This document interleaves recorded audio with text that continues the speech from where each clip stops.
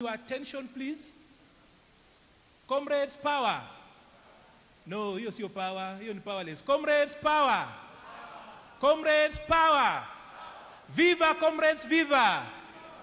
So, I'll introduce the panelists very, very fast. On the extreme left, on my extreme left, is Doris. Doris, please lift your hand. Doris is a comrade. She will be on the panel. She will also be fielding a lot of your questions and also sharing her experience. We have got Faith Nora Lukosi. Faith, please raise your hand. She's a former comrade. Is there something like a former comrade? A comrade is always a comrade, right? Yeah. So Faith Nora is the director at Youth Enterprise Development Fund. She also came with officers from the local Youth Enterprise Development Fund officers here. And we have got Professor Machuki, the Venerable Professor Machuki is around here. He is from the Presidential Council of Advisors. He will be fielding your questions. Yeye ni mwalimu wenyu, so unajua elders wakiongea mnasikiza. And then we have got our James Maina is the Director Housing. He will be talking to us about housing. Then we have got a man I don't need to introduce. A man I am not worth to touch the laces of his shoes. He's an Arab sang. A man is around. Pigia yeye makofi. He's a communication advisor at the presidency. He will also be responding to your questions about our plans. And here, of course, we have got our sign language interpreter. She has said her name in the sign language. The rest of you, you refuse to learn sign language, you will not know her name. So, very quickly, microphones, please. I'm hoping that we have got the microphones here.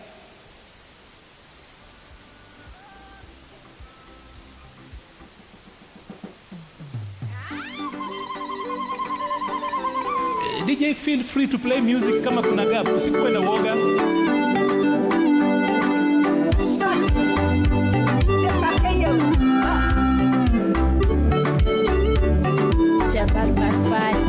Thank you. Also in the house, just arriving is our treasurer, national treasurer, Honorable Nyakundi is around. So, I'd love to begin with the comrade in the house, Doris. Today, you'll be opening the conversation with us. Hiyo kona kuna consultations mingi sana. So mniinulie tu mkono tuende pamoja na nyinyi. There's too much consultation from that end. Msiangalie nyuma, ni nyinyi naongelesha. Hello? Aya, sawa sawa. So, Doris, you are the opener for the conversation today. I'd love you in a minute to tell us about the Comrades chapter, what it is about, what we are doing, because there are guys who are here, but they're still asking what the Comrades chapter is. Na vizuri pia utuambie umetoka chuo gani? Unaweza kuwa umetoka Comrades power. Comrades power. Fifty power. Comrades power. Comrades viva. Okay, my name is Doris. I'm from Technical University of Kenya in Nairobi. I'm a student doing bachelor's in medical laboratory science and technology. I am serving as deputy program director in UDA Comrades chapter. In UDA Comrades chapter, this chapter is something that is here to engage youth, the government. When the government is doing something,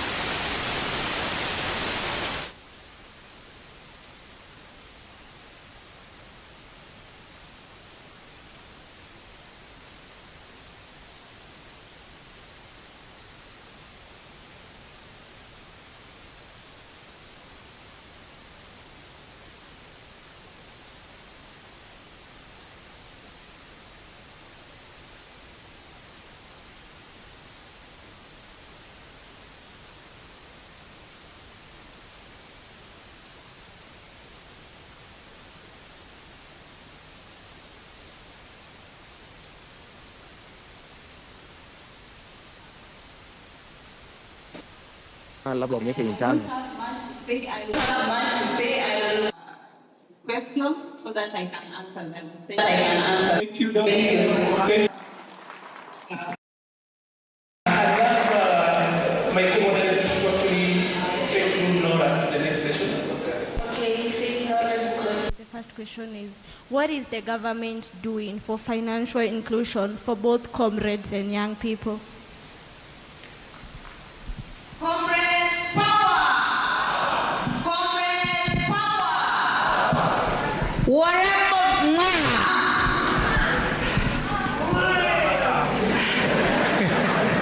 My name is Faith Nora Lukosi, Wakili and Director at the Youth Enterprise Development Fund. I'm a champion for youth inclusion in policy-making processes and a comrade at heart. Once a comrade, and all of us are here because we are comrades at heart. We understand the challenges you are going through. Tunajua comrades wanainama. Na tunajua comrades wanagongewa. And we are here to make sure that we are empowering our comrades economically, politically, so that hawagongewi na hawainami, si ndio? Yes, first of all, allow me to appreciate our SG, Honorable Hassan Omar, for creating such a good platform to engage comrades in political participation. There is nothing for young people without young people. And what I am witnessing here through this Comrades Forum is that the SG is empowering comrades, because comrades are leaders of today and not tomorrow. I am a young person as well, and being on the board of Youth Fund, I can attest that the UDA party has the interests of young people at heart. You can see Doris Cherotich, my fellow panelist from TUK, is also a comrade. Maliba is also a comrade. And we have so many comrades in UDA party in appointive positions, in elective positions. So comrades, take advantage of this information so that you can empower yourselves and also be meaningfully involved in policy-making processes. I'll be talking about inclusion in policy-making processes, and particularly in matters financing, financial inclusion. The Kenya Kwanza government is very heavy on financial inclusion for youth, women, and persons with disability. And there are affirmative action programs that the government has come up with to support young people to be economically empowered. We have Uwezo Fund, we have NGAV, we have Hustler Fund, and we have Youth Enterprise Development Fund, or Youth Fund, which I am here to talk about. Youth Fund is the fund designed specifically for young people, to empower young people through enterprise development. We are here to put money in the pockets of comrades. UDA, kazi ni kazi. Sisi kama Youth Fund tunaweka pesa mfukoni kwa mifuko ya vijana. And I will be telling you how you can access this money to empower yourself while you are still in the university. Thank you. Thank you very much, Faith Nora. Please clap for her.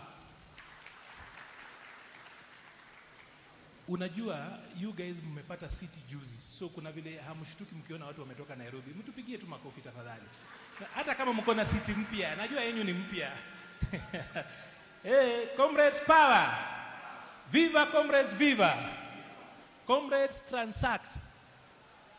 Nyinyi hamjui hiyo? Sawa. Anyway, quickly, I'd love Professor Machuki. Professor, habari ya leo? Mzuri sana. How are you? I'd love you to start where it really matters here. That is the new funding model.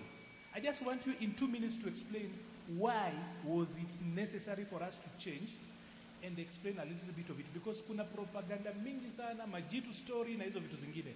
So take just 2-3 minutes to just tell us why we changed and how it looks like and where we are going. I know part of it is in court, but that doesn't stop you from talking about the policy end to it. Thank you very much, moderator. Comrades power. Comrades power. There is quietness there. Or you are TikToking. Is it TikToking?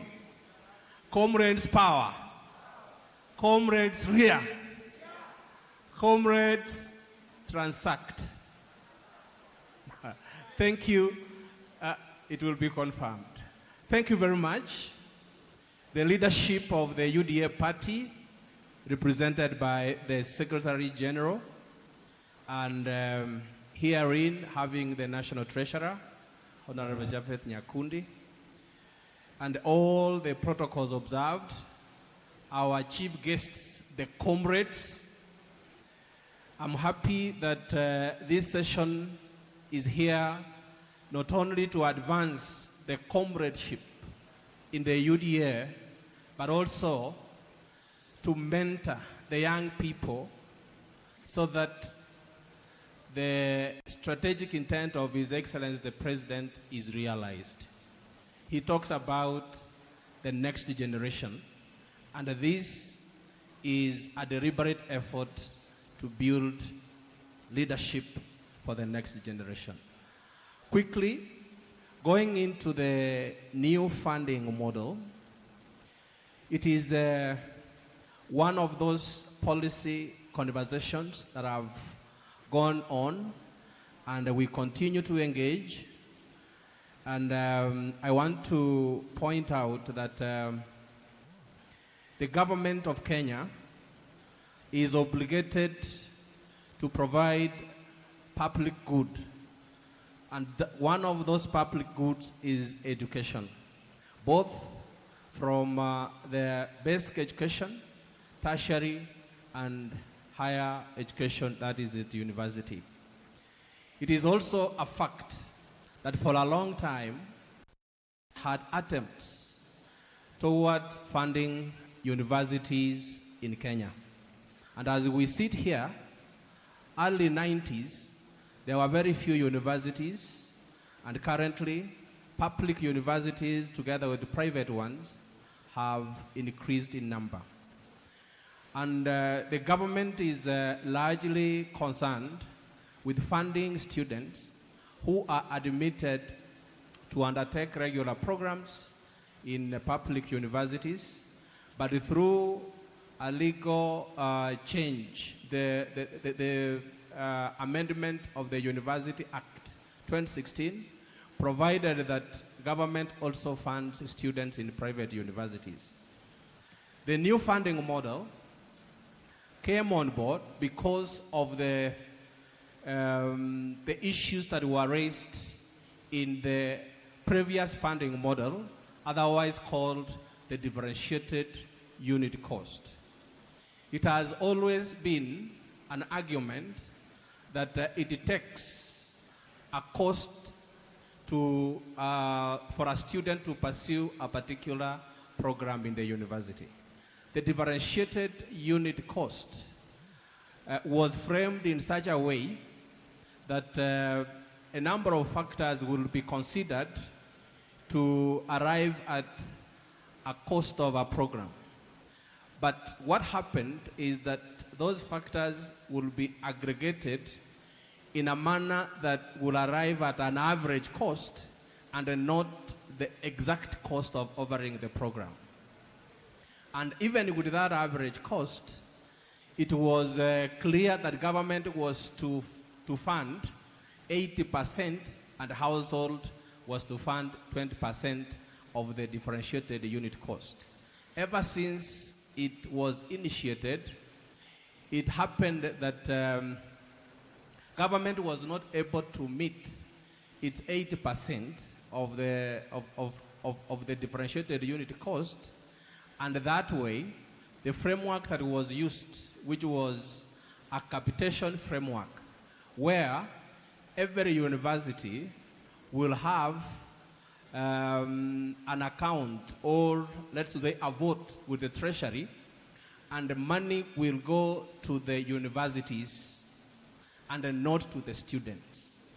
So the new funding model came on board, one, to be very realistic with regard to the cost, the exact cost of running a particular program. So if it is law, if it is medicine, if it is sociology, there is the exact cost of funding or of running that particular program. So then government is here buying the services from the universities. The long period of government not meeting its 80%, it made a number of the universities run into bills, and some of them were declared or almost being declared bankrupt, actually insolvent. By the year 2022, 23 universities were technically insolvent. So to sort that issue out, we formulated the fact that one, we need to look at the exact cost of the program, and two, we need to look at the mode of funding. The mode of funding was migrated from funding students at the same level in all programs in the university to fund a student specifically, so that if you are undertaking a Bachelor of Arts degree in sociology and another person is undertaking a Bachelor of Science in biochemistry, the cost of running those two programs will be different, and the funding will then be provided for to the universities to follow the students. Secondly, it was established that in our Kenyan society, we have households that have got different economic or income means. And from the 2020 Kenya National Bureau of Statistics household income, annual incomes banding, we found out that there are 5 bands. The lowest one is at 5,000, and the highest is at 120 and above annually.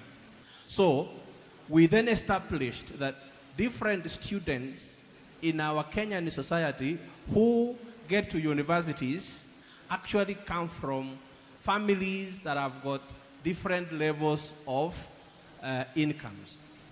And then, using that particular information, we were able to argue a case that in the old funding model, students who come from humble backgrounds, students who come from backgrounds that are able, they are funded equally.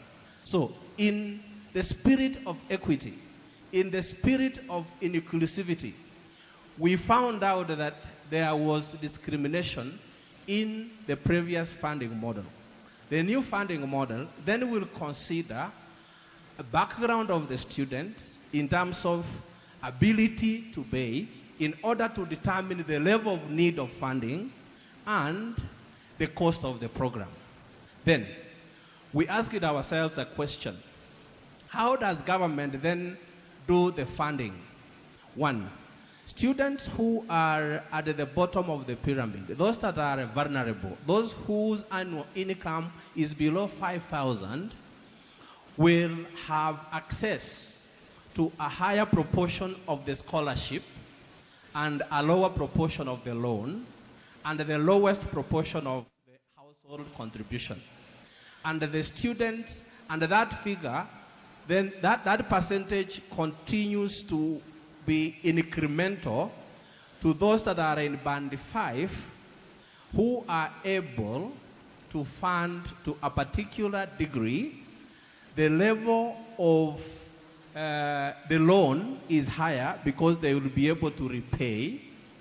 Then the scholarship is lower and the household contribution is higher for purposes of equity.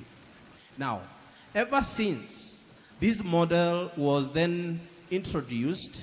Students who get admitted to universities, you are required, you get a letter admitting you to a university, and you are told the cost of the program you have been admitted for is 720,000.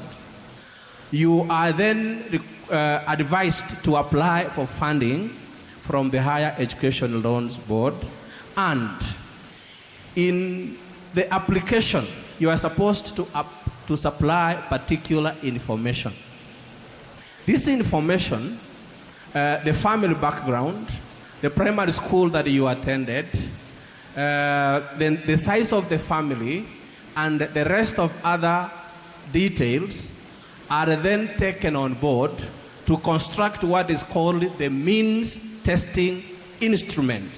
So the means testing instrument is not just a creation that is theoretical, it is practical, because it is the information that is provided for, that when it is analyzed, it places you in a particular band to exhibit and demonstrate your level of need for funding. The 2022 KCSE students who were admitted to universities, the new model was applied and it was fully, they were fully satisfied, and it was only in the 2023 KCSE admissions that issues were raised. And I can tell you where the issues were raised. The issues were just in the operationalization of the means testing instrument, because the information that is provided by the applicant, when processed, it then places a student in a band that they feel they don't belong to. That was the major issue.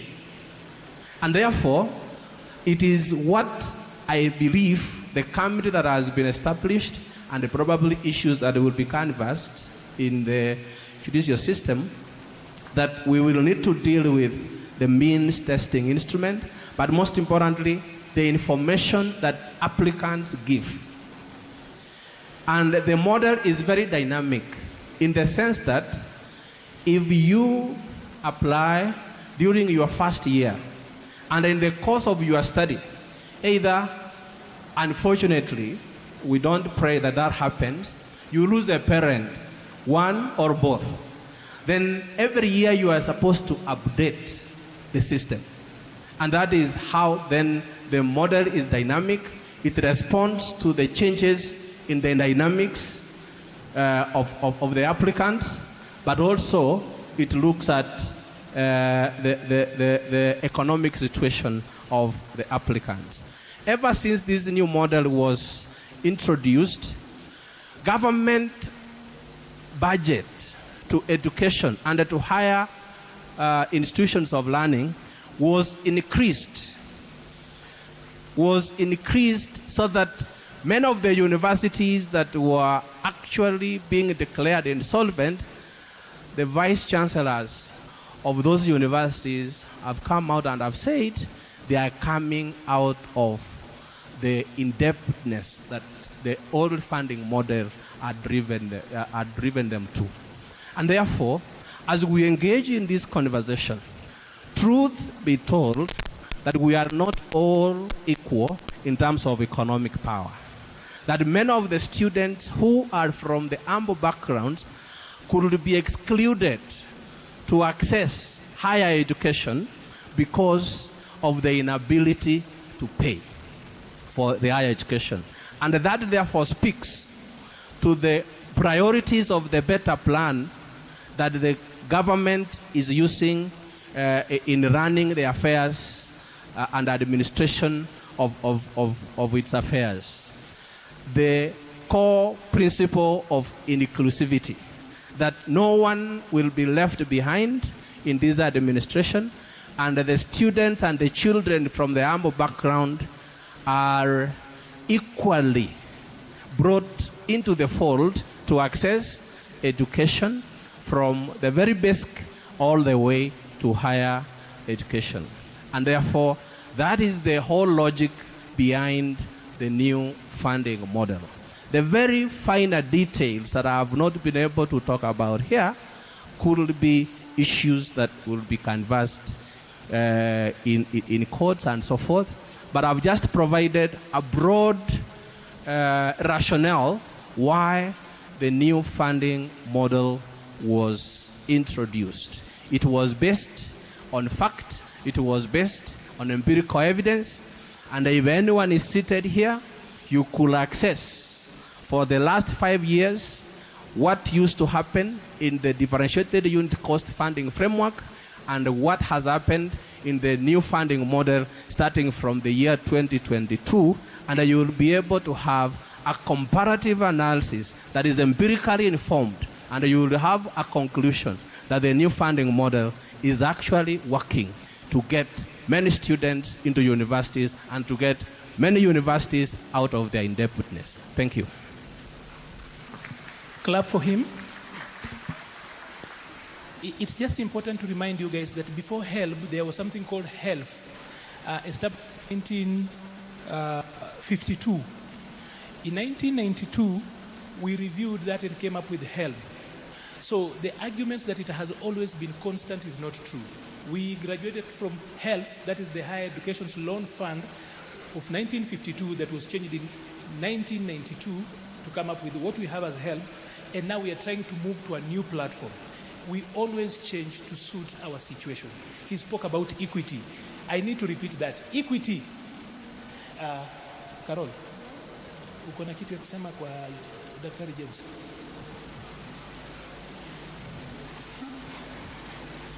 Okay, Mr. James Maina, the question is, I want you to kindly advise on the available opportunity for college students in their affordable housing project.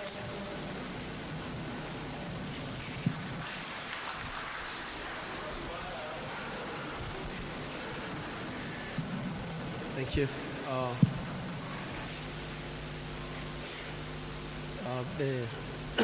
The affordable housing program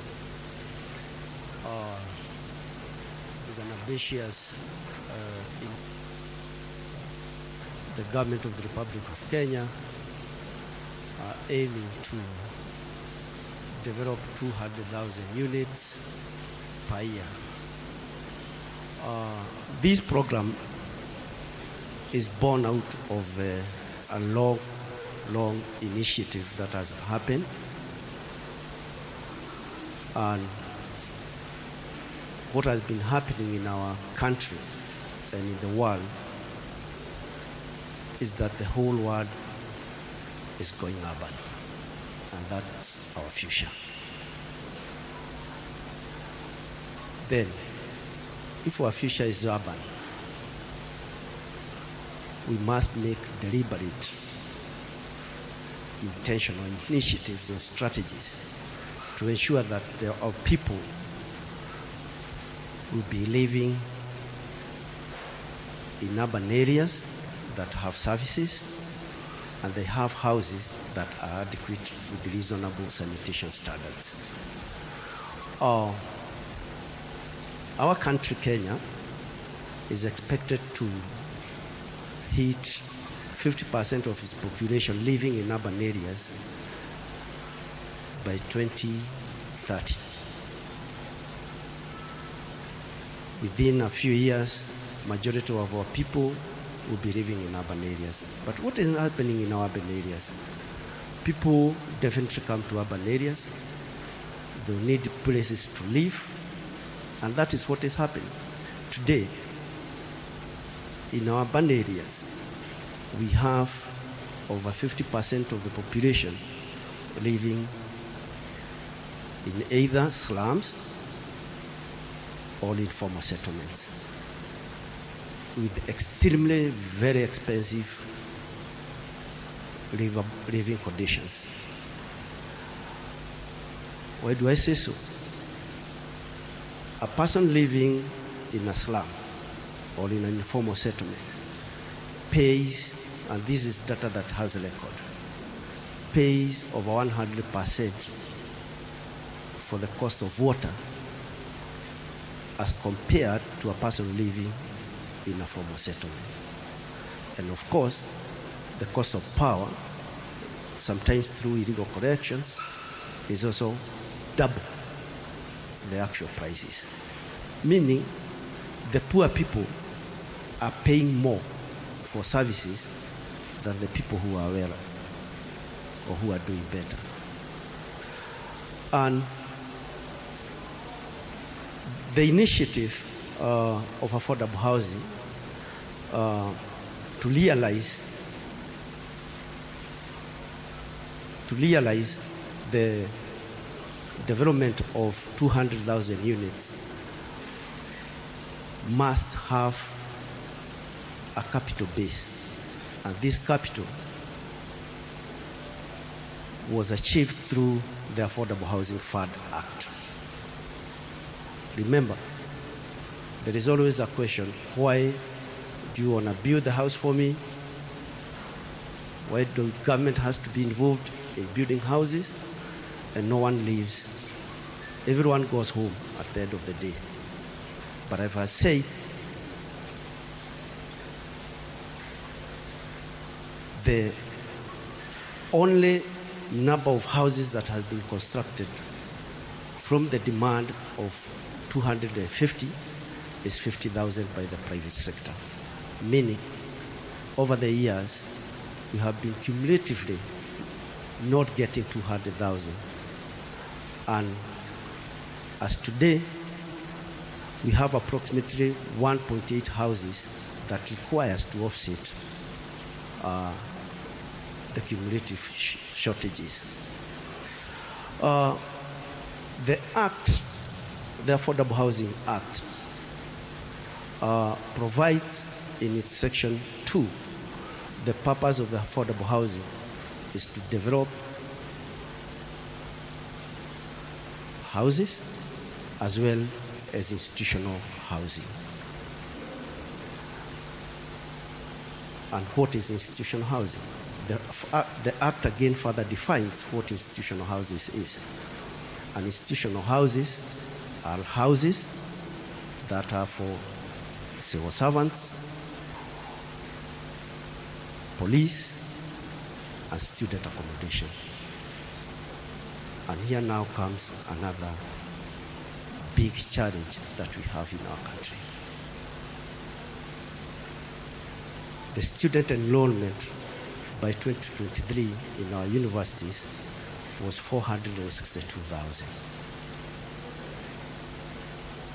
For TTI, TVCs, the student enrollment is approximately 408,000, meaning almost close to 1 million students we have in our universities.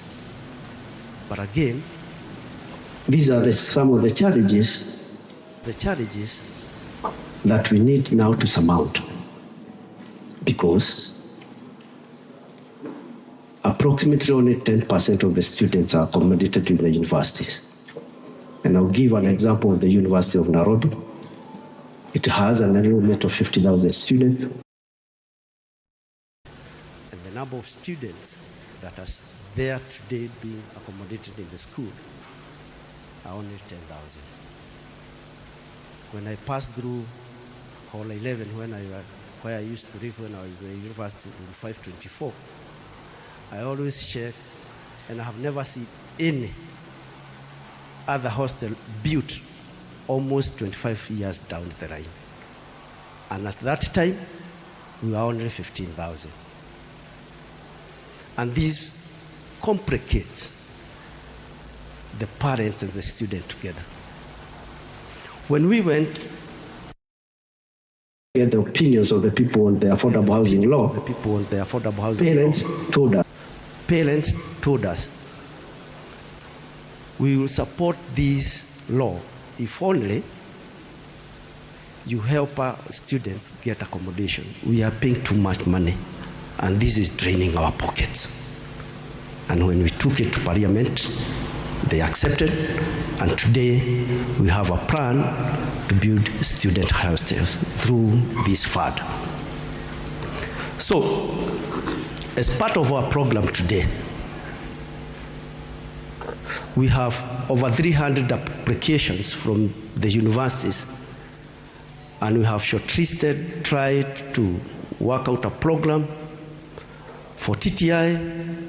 On our phase 1 of the project, we are starting with 181 TTI, TVCs, and KMTCs spread across the country. And we are also working on 50 universities. All of these, we cumulatively, in this financial year, once we start the projects, because we have put this budget, we are going to start construction of approximately 150 beds for students. And why the interest in student accommodation? Universities worldwide do have exchange programs with foreign universities in order to build the intellect and development of education. Students require an environment that will enable them develop their intellectual capabilities. But a student living in the slum, Babati structure struggles to feed. I've heard you say Kuinama. Luckily enough, today I've run Kuinama. It's just today to let the lunch pass. Am I right? So, if the students are taken back to a university, they will save, or the parents will save that money, and the student will have some money to take care of his personal needs, his or her personal needs. So, for the program to be sustainable, the universities will have to pay back to the Affordable Housing Fund the amount of money that was used to construct, but over a long period of time. Meaning, when it is spread to 30 years,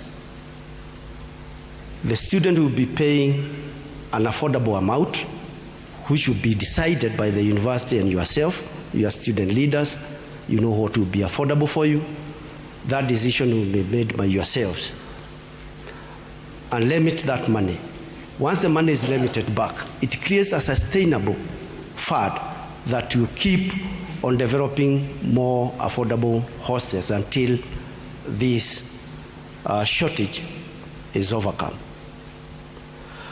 That is not the only part that the affordable housing is dealing with. The affordable housing also deals with social and physical infra. So once we go to build the student hostel, we are not going to build only the hostel, it will be accompanied by other social facilities, such as playgrounds, social hall like where we are. And this will also enable the students to develop further. When you go to housing, similarly the same. Adequate housing does not mean only a house. It means houses with other facilities, including play areas, markets, shopping center, so that we make our cities sustainable. And our cities, we have people to celebrate what we call celebrating cities, or what we call live, play, and work places. That is the ideal situation of the affordable housing, and we are making it a reality because today we have over 124 houses going on under construction. By close of the year, we'll start handing over these houses. In Nairobi, we'll be handing over, by December, we'll be handing over 1,000 units in Mukulu.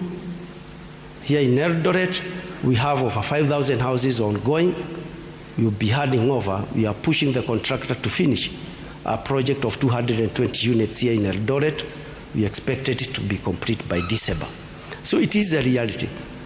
Herein now lies the other benefit that comes together with the affordable housing program. the construction industry has a very long value chain. It's not only building. It pushes factories to produce steel. And when factories have demand for steel, they have to increase their capacity to produce, and they have to create more people for employment. And it goes on and on. Doors, windows, hedges, all the components and elements that go to a building is quite enormous. And beyond that,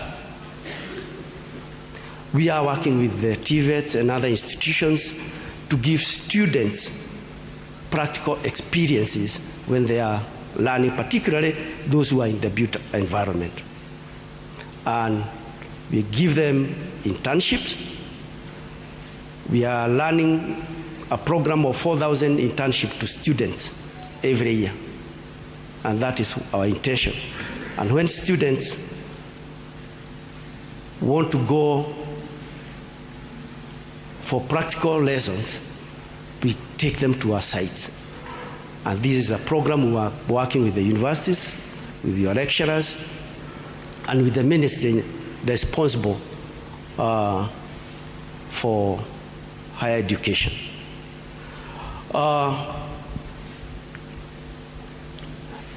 Let me go to another point. And this point is how you can access the houses, because we are just about to hand over.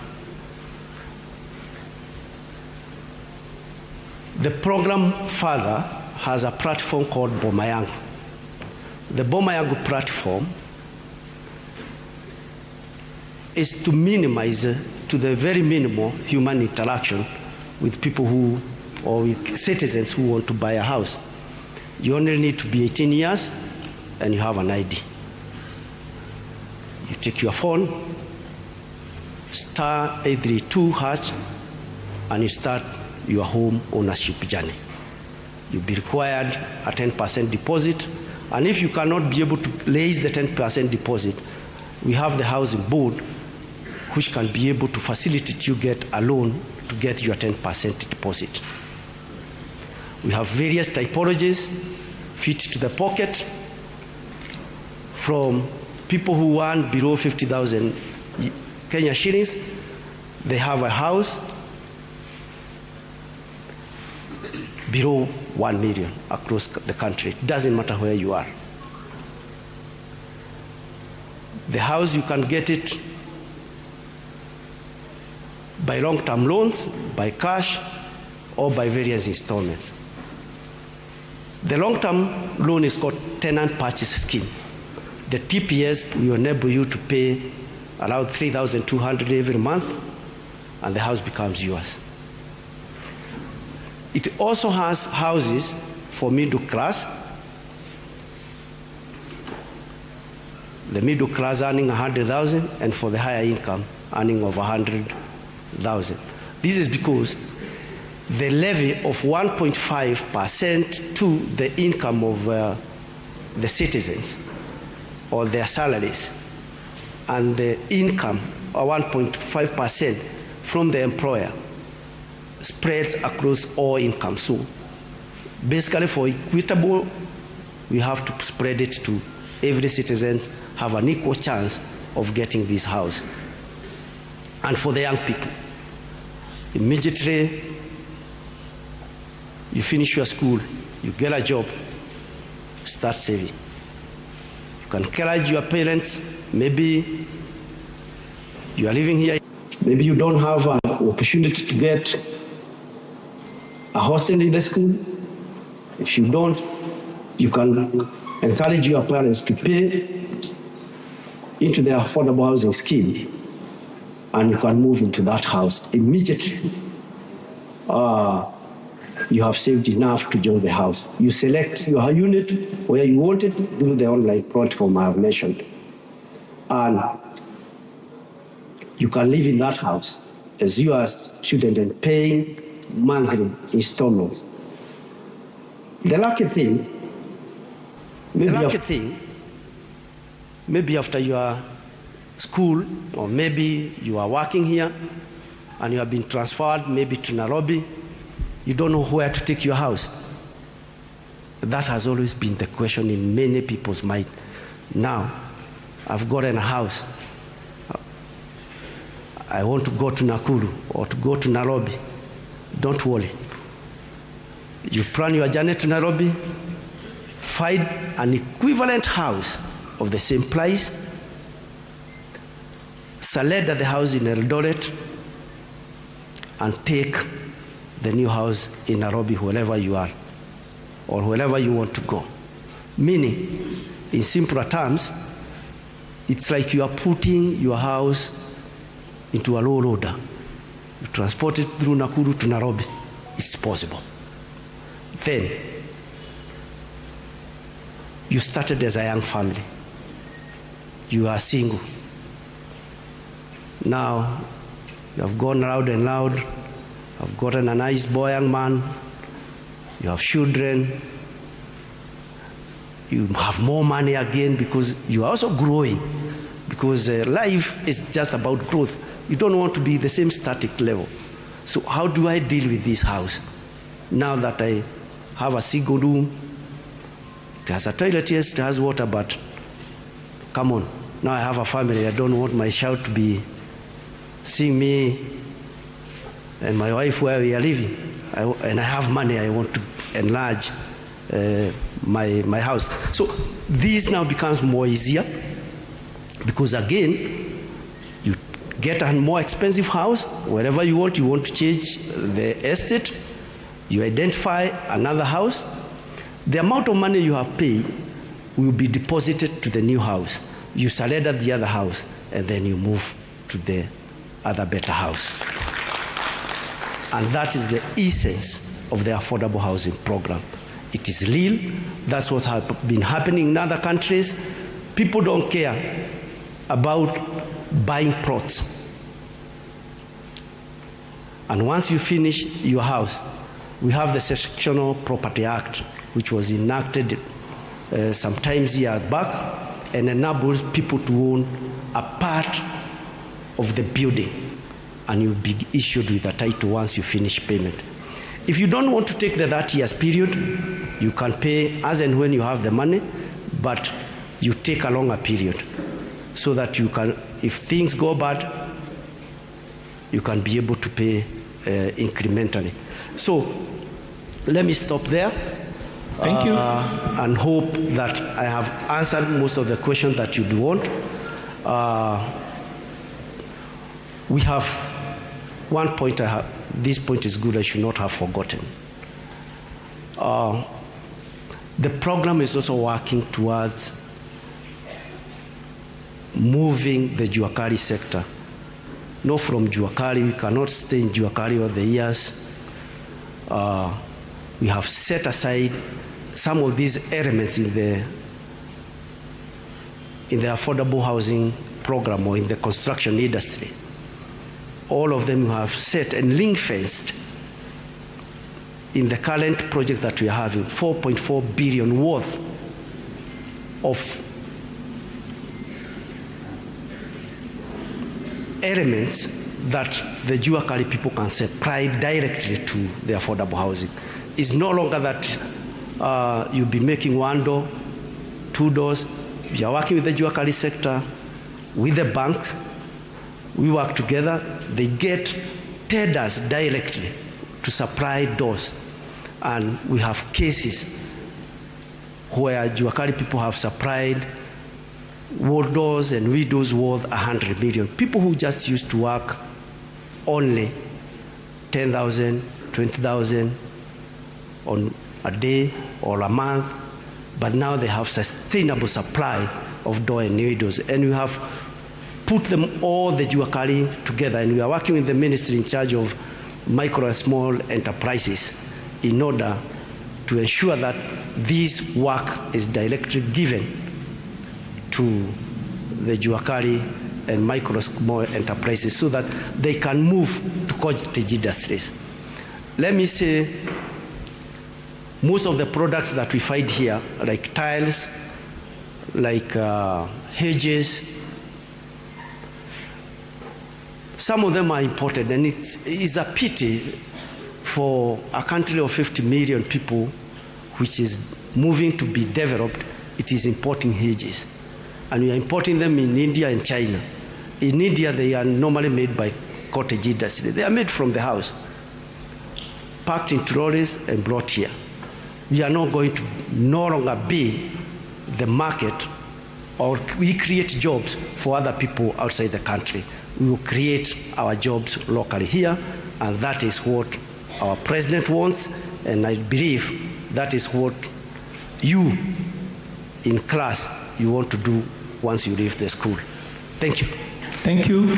Please clap for James Maina.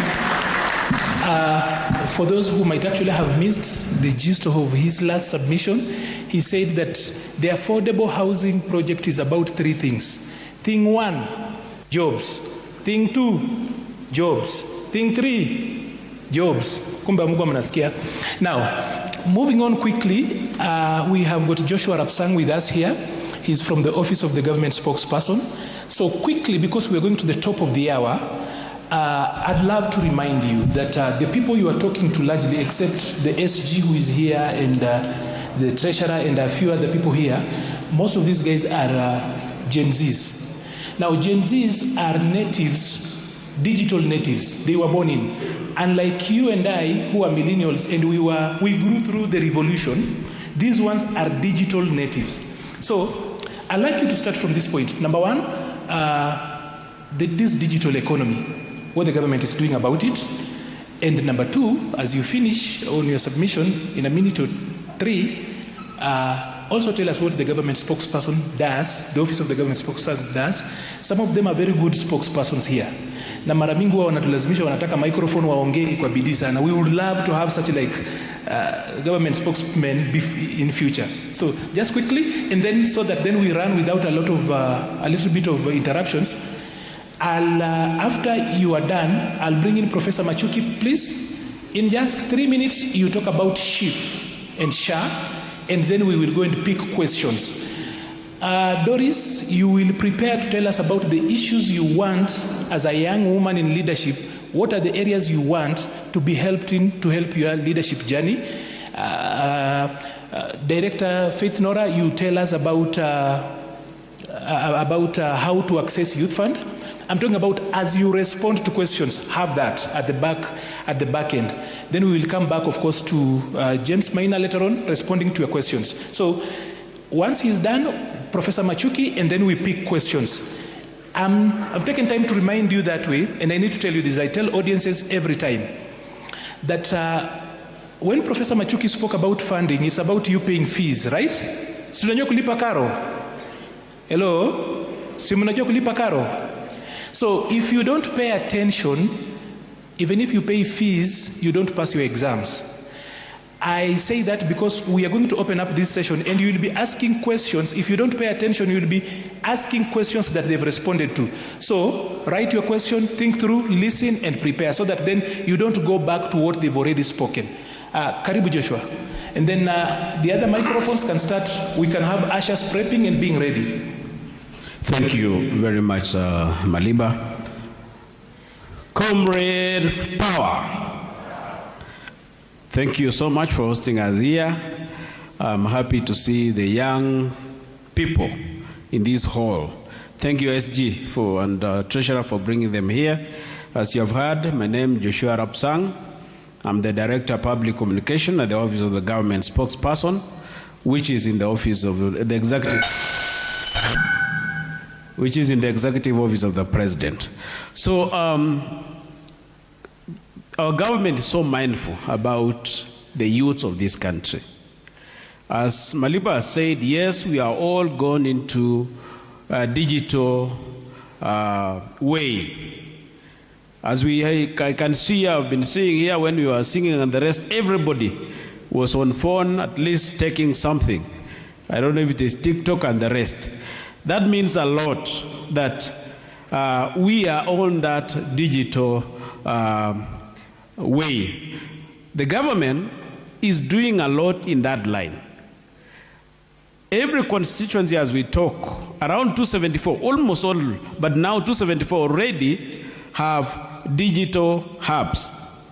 These are places where youths, Gen Zs, students, even people who are just at home and you wish to do something online, you just visit that center, do your work there.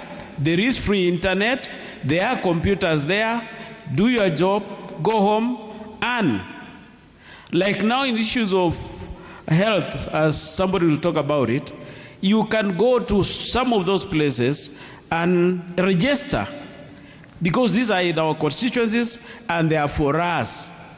Jitume hubs and Ajira centers, which are mostly now domiciled in most of the colleges in Kenya.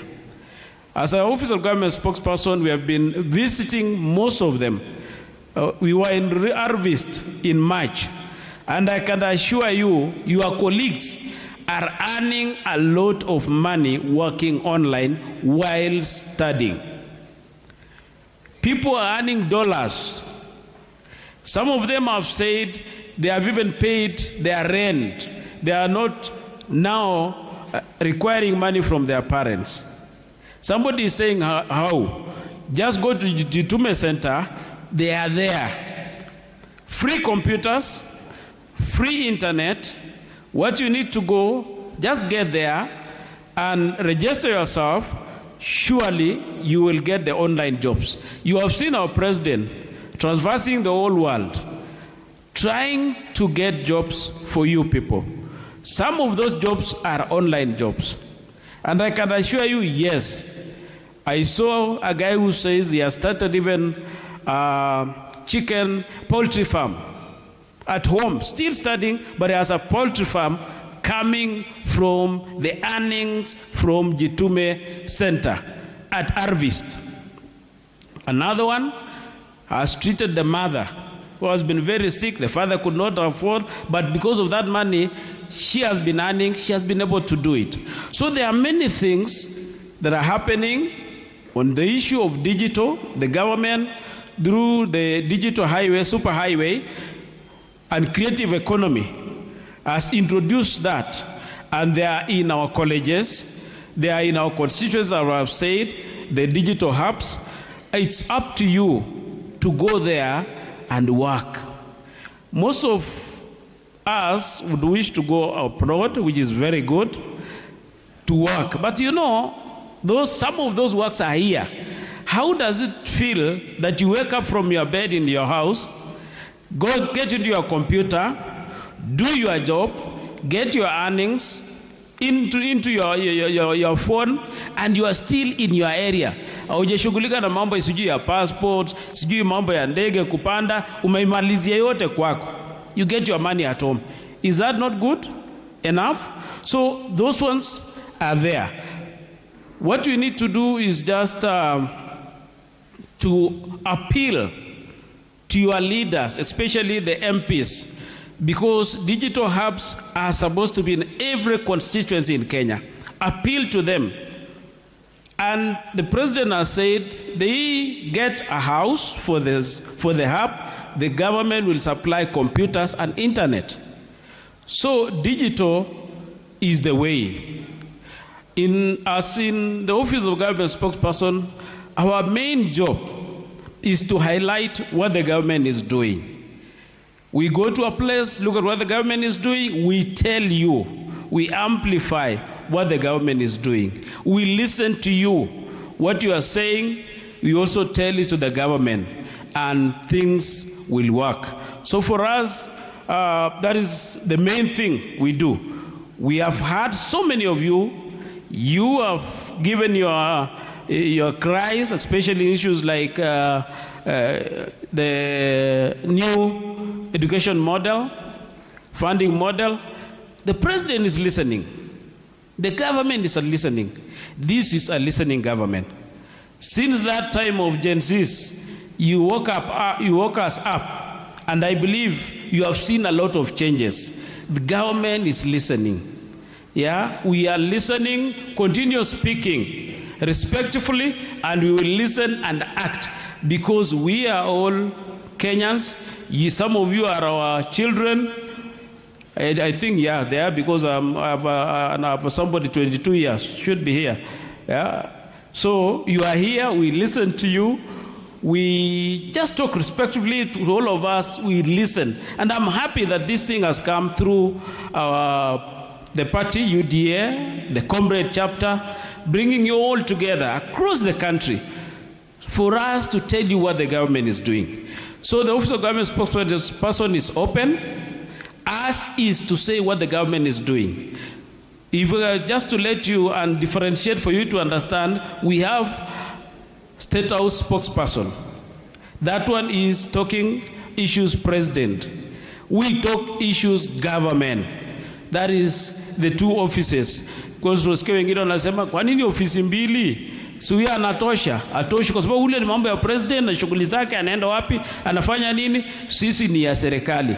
So kama kuna kitu unaona mahali, tell us, we will come and we will tell the officers in government that are responsible that this one is happening, Wakenya wanataka hivi na watafanya. Let me stop there because of time. We will continue answering more questions. Thanks, Maliba.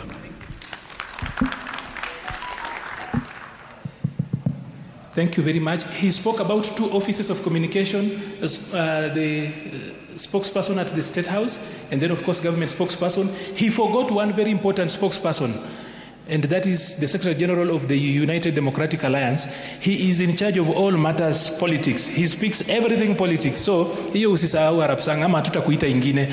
Anyway, having said that, Professor Machuki, you will have a lot of time when they ask questions. Just go through Chief briefly, and then Nora, I'll give you 2 minutes so that I allow the comrades to speak. I'll give you 2 minutes to talk about how to access youth fund. Then we open up the floor. So kama uko na swali, anza kufikiria. Ashas, you can move around. I'll be coming down there. Thank you very much, Mr. Moderator. Allow me to expand my comment so that I preempt a number of issues. One, I will briefly talk about the government's transformation through the bottom-up economic transformation agenda. Number two, I am in the agricultural zone, so I want to delve into dealing with one of the pillars of the plan, that is agriculture. Then I will finish with that pillar, the universal health coverage. Allow me to say this, that the current administration is the first one after the KANU regime that is managing the economy using its manifesto as an economic blueprint. Some other previous governments, they come up with a manifesto, then they develop a policy document for the management of the economy. The Kenya Kwanza administration has its manifesto, that is the government policy, and it is the plan that the government is using to manage the economy. Why bottom up economic transformation agenda? The strategic intent of His Excellency the President anchors the bottom-up economic transformation agenda. What is the intent? The President intends to entrench the implementation of the Constitution. The second intent is to institutionalize politics, moving from personal-based, tribal-based tribal politics to issue-based politics. You can attest that ever since the Kenya Kwanza administration took over, it is now conversation about the cost of living. It is conversation about the new funding model. It is conversation around health and the universal health coverage. It is conversation about taxes and the politics of governance. It is a transformation that was intended and that is at the core. The last principle that anchors the intent of His Excellency the President is democratization of the economy.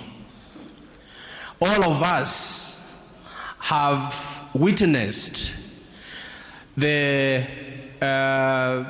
dominance of those who are the capital owners in the management of the economy.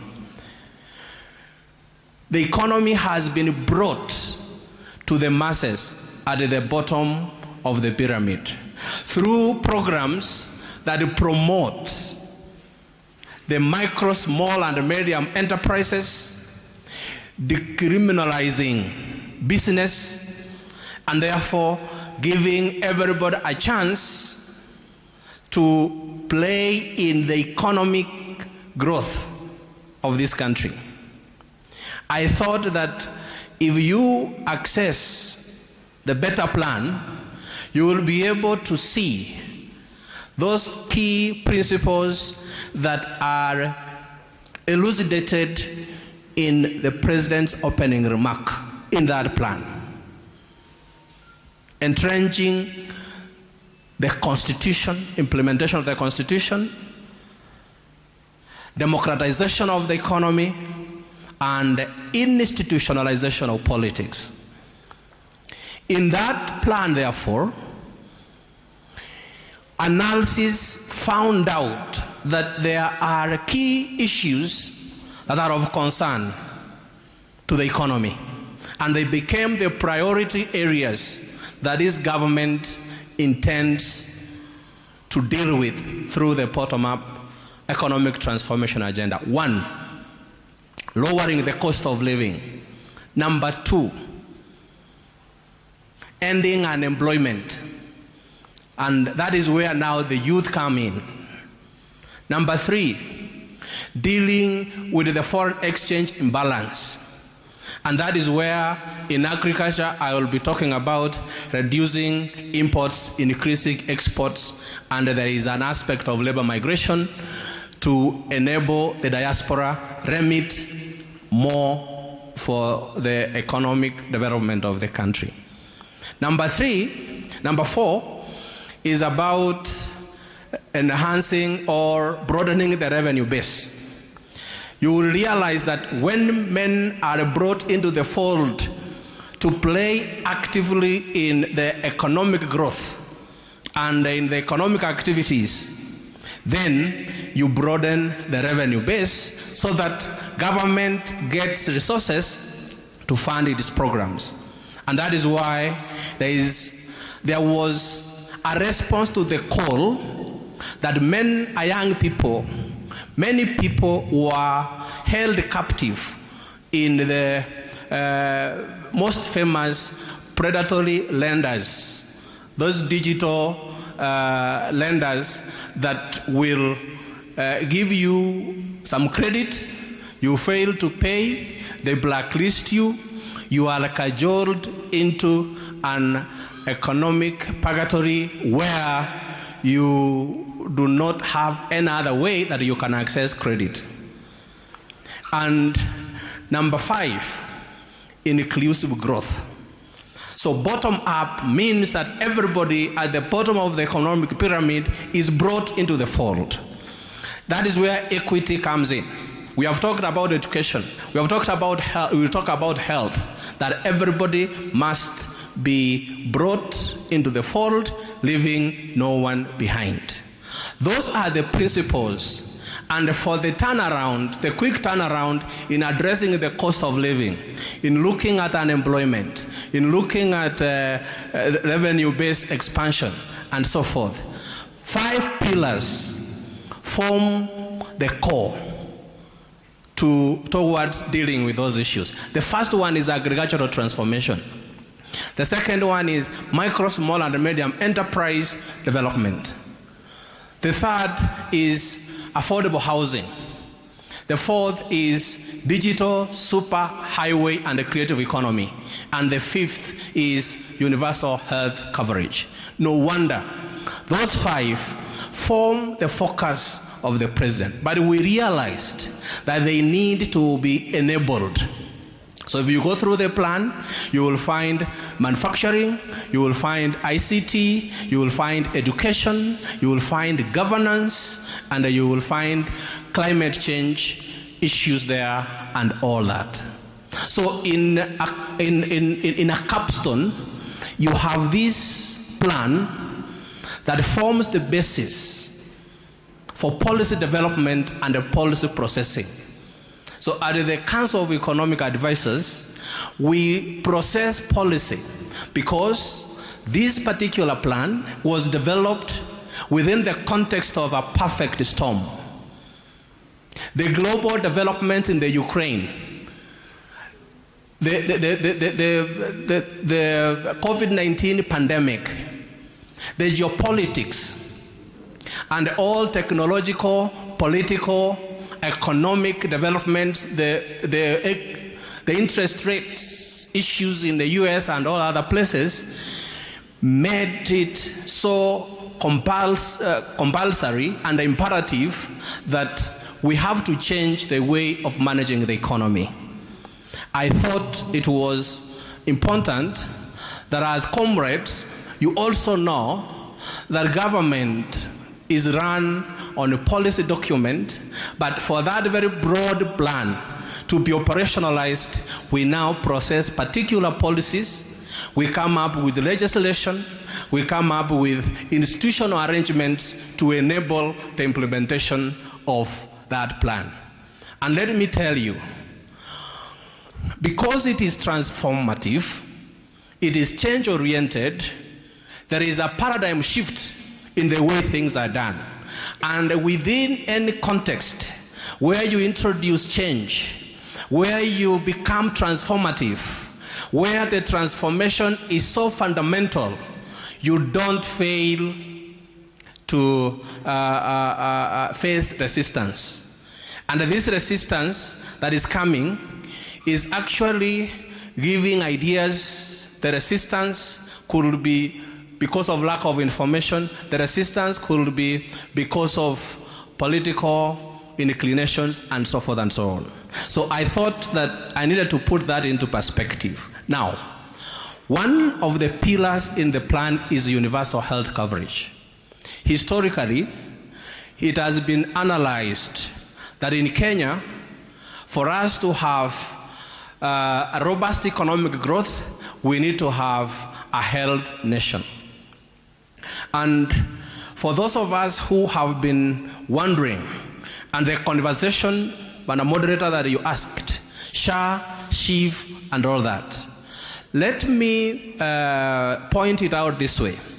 Our Constitution, 2010, provided that the government has to provide health to its citizens. It is one of those fundamental rights. And the same Constitution devolved the healthcare system in Kenya. And for a long time, there has been an issue to do with financing. Government has been spending and spent up to 550 billion Kenya shillings. That constitutes 63% in healthcare financing. There is another 20% by the households and another 10% that is contributed by household but through insurance schemes. So annually, a household spends close to around 150 billion from our pockets and so forth and so on. This is a heavy burden. So the universal health coverage comes in to deal with three things. One, access to quality healthcare services. Number two, to ensure that everybody accesses the same quality care. Everybody is what is meant by universal.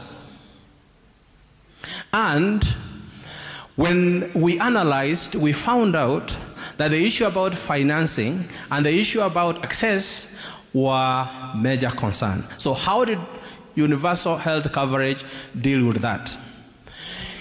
For those of you who listened to the president's speech yesterday, he highlighted three things: promotive, preventive, and curative care. At the very beginning, the government intended to ensure that the quality care should start at the community. And at the very community level, government launched the community health promoters, 100,000 of them, kitted them, and then ensured that they go to the households, they take parameters, and they are able to actually treat some conditions that are preventable at household level. To ensure that there is access to health care that the community health promoters are not able to handle, the conditions are then referred to the nearest health facilities at level 1, level 2, and level 3. At this level, we have to deal with two things. One, the medicines, the medical products. Number 2, the facilities. And number 3, the human resource. In these facilities, or at this level, government takes care of the medical services that are being offered there. Now, how is it made possible? Government, through Parliament, passed a law called Primary Health Care Act. And that mandates the government, both at the national and at county level, to provide health care to Kenyans through capitation to those facilities, level 1, level 2, level 3. Now, to deal with governance issues in the now defunct National Health Insurance Fund, government enacted through Parliament another law called the Social Health Insurance Act. This one is so structured in such a manner that it encapsulates, it gets everybody into the fold. The national, the NHIF that is now defunct used to focus on, one, those that are employed through payroll system. And therefore it could only be able to offer insurance services to those that are employed and they can contribute through the payroll. Number 2, the ordinary Kenyans who will contribute, we used to have those contributing 500 and so forth. They used to do what we called adverse selection. For those of you who remember, and it is here that you can attest, you will find that it was not consistent. People will start contributing when they are sick. You get admitted, somebody pays and backdates the payment so that they are able to access the services. So it is called adverse selection. We then realized that for us to make everybody contribute continually, it has to be mandatory. So there are those that are not able to contribute, and those are the indigents, government contributes for them. For those that are in the informal sector and are not in the formal payroll system, we have a package. And the government talks about 2.75 of the gross income, and that is determined by the means testing instrument. Initially, it was a payroll person in a family. Right now, it is household contribution, right? And then there are those who will contribute from the blue and the white collar jobs. Blue collar jobs are those in the private sector who are employed, white collar in the government, and so forth. So when you look at all that, the Social Health Insurance Act, housed in the Social Health Authority, over and above that, government thought it wise to introduce 2 more funds. The primary health care fund, I've talked about it, that deals with level 1, level 2, level 3, and then the critical and emergencies the fund for those that whose conditions are beyond and they are critical, the cancers and so forth, they go to that level. They are referred to level 6 and so forth. So that act, called the Social Health Insurance Act, what you now call the SHIF, it is housed under the Social Health Authority that administers 2 more other funds to take care of different illnesses at the different levels. The primary health care fund, government takes care of it. The social health care fund is contributory and it is mandatory. Then the critical health and emergencies fund is also by government. So that tells you that this government takes health care matters seriously. To deliver that, because we realize that in NHIF, the claims were being manufactured.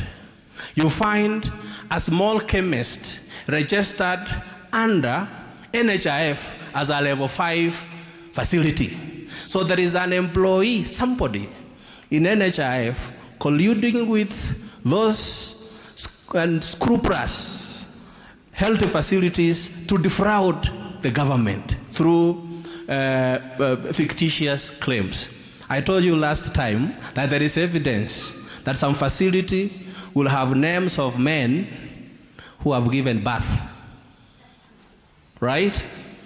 You will find a facility so small than KNH having done 120 amputations. And all those are processed. Because of that, we dealt with the issue of governance. So the Digital Health Act took away the human intervention in claims management, risk management, and the claims processing to a digital superhighway.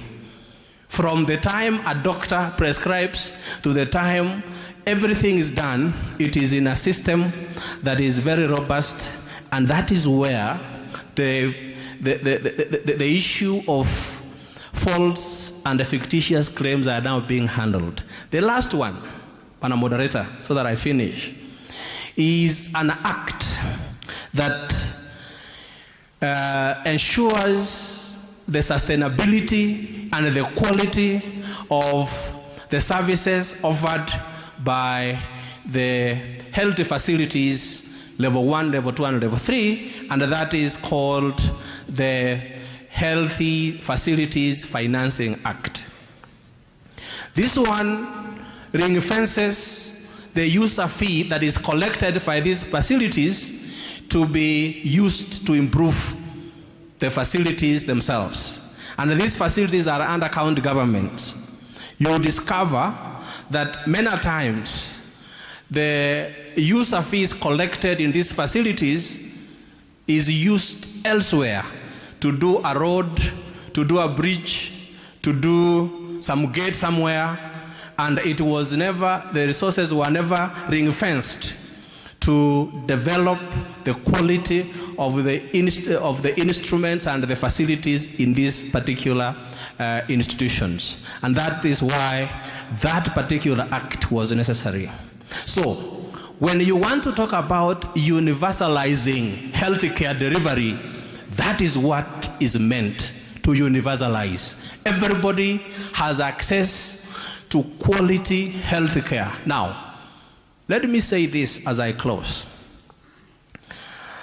There has been challenges in transitioning from NHIF to SHIF.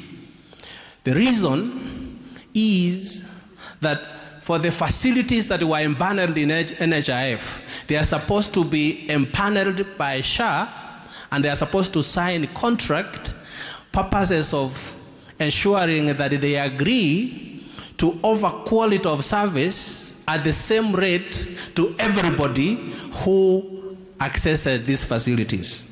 Previously, you will only know that somebody who is able can only go to Nairobi Hospital or Aga Khan and so forth. If you access Nairobi Hospital, if you access KNH, if you access MTRH, if you access Yamaj Health facility where I belong, the quality of treating the quality of health care in terms of the cost of treating malaria, for example, the treatment you are given should be a package that is the same for a senior government official, for a household at the very low level in society, and that is at the core of this universal health coverage. Quite a lot of it, a lot of issues in there, but in the coming weeks, there will be full transition. And as the President pointed out yesterday, it is going to revolutionize healthcare service delivery in this country. I have been able to now differentiate what NHIF was, what SHA is, and what SHA, SHIV, and all those issues are. But more importantly, also, because we are in the digital economy, Bwana Moderator, I want to encourage the comrades use that available resource to go into the Ministry of Health website and go to SHA website and also make sure that you look through those acts of parliament, the law and the policies in there. And I hope that all of us have been encouraging our households to register in SHA through *147#. Thank you very much. Asante sana. Thank you, Prof. Clap for him. You know, Professor Machuki can only do it the way a professor can do. We asked him to tell him about SHA and SHIF. He did it from principles and foundations, the framework, the history, the philosophy, until we've gotten there. He's done it so well. Let's give him a proper clap for that. Now, I had promised the Director Youth Fund to actually respond, but looking at how people feel like, I'll give her the first response once you ask questions, and I'll love you to actually pay attention to what I'm going to say. We will pick the first round of 9 questions. 3, 1, 2, 3, then here in the middle, 1, 2, 3, then here, 1, 2, 3. Now, listen. A question is a minute. You are 700. I cannot afford to give you more than that. For a comment, I can be fair enough and give you a minute and a half, a maximum of 2, if it's building or feeding in. If you want to talk about a complaint or any other thing, you write it on a paper and you give me. I'll complain on your behalf, so that then we enrich the conversation. Comrades, power. The whole essence of town halls is to have policy conversations. If you want to riot, there are places out there. The Constitution allows you to do it elsewhere, right?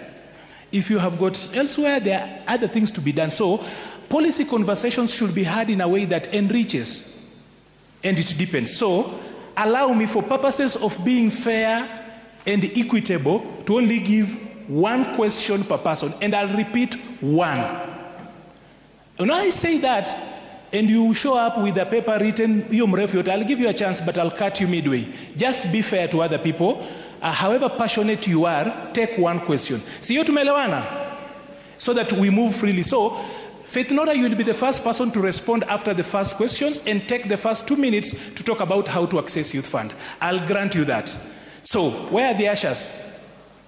Tuanzie nyuma, so that I get a question there, a question here, and a question here. Ushers? If you want to ask a question, you raise your hand. So we start here, your name, the institution, and the question or the comment.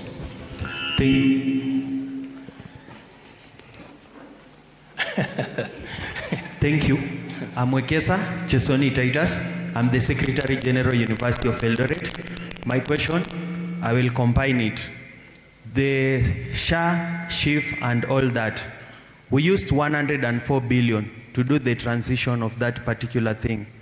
Why was it such a big amount not to be used in improving the NHIF? Then our SD here. No. Wait. Clap for him. I've just one question per person. I've shortened the Wewe ni kiongozi, question moja. Get the microphone to the next person, please. Fair enough. Get me. Cut the microphone. Comrades power. Comrades power. Nikipeana instructions tunasonga pamoja. Hello? Because all of you want to talk, right? Sindio? Okay. Okay. You've asked a question, you can repeat the same note too. To be fair, do not try and scandalize this. You are my younger brother, I asked one question and I'll stick to that. Comrades, wisdom. Comrades, wisdom. Comrades, wisdom. I was to talk about funding model, but it's fine. Respect you. Get me the mic. The next person here, I want us to be fair to other people. Next question. Here, where are you? Get the mic. Get me.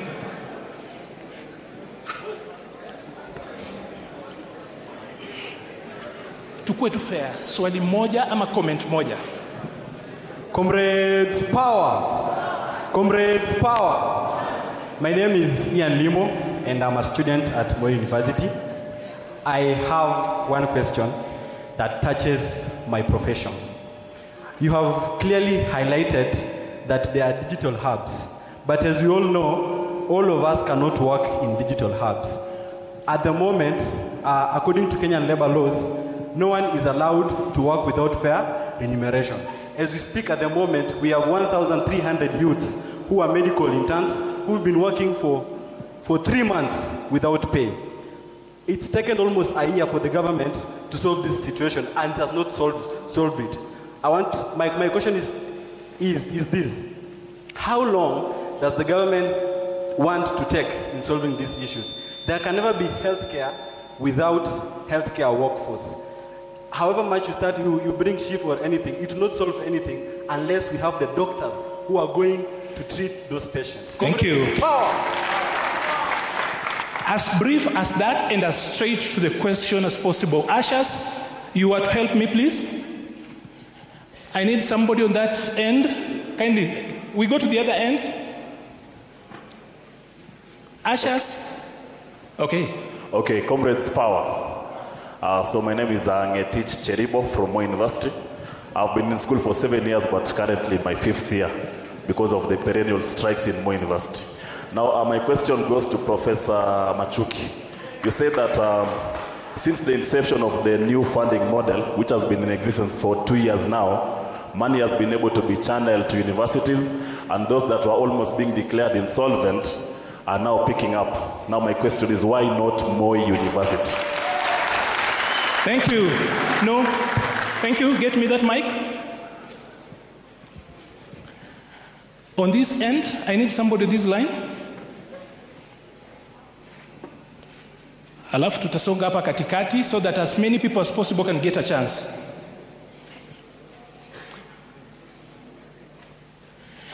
Anybody speaking on this line? Who's that? Okay. End up mbele. Okay. Your name, the institution, and the question or the comment. Okay, mine is a comment. And comrades, akamuuliza mama, umepika mboga gani?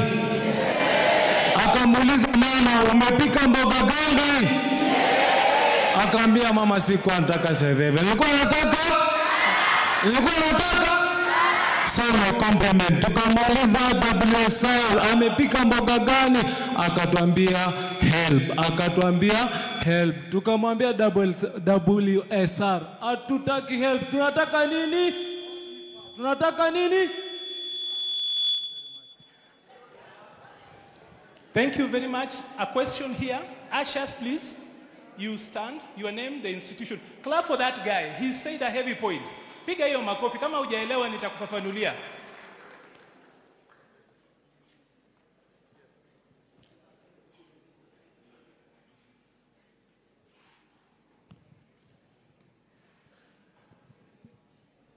Yes, my name is Enoch Oduor. I'm a student at Moi University. I'm currently taking medical laboratory sciences. I'm in my 5th year, but that course should be 4 years.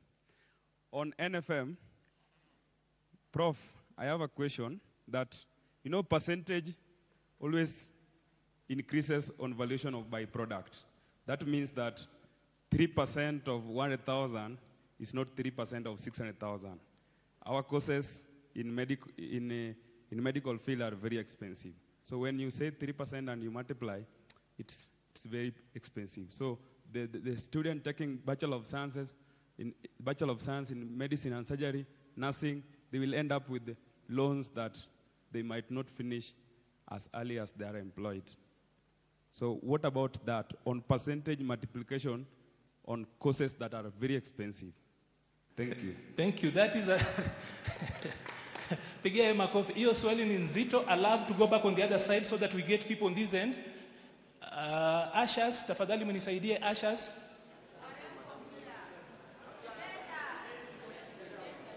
I want a lady from this place, if there is a lady.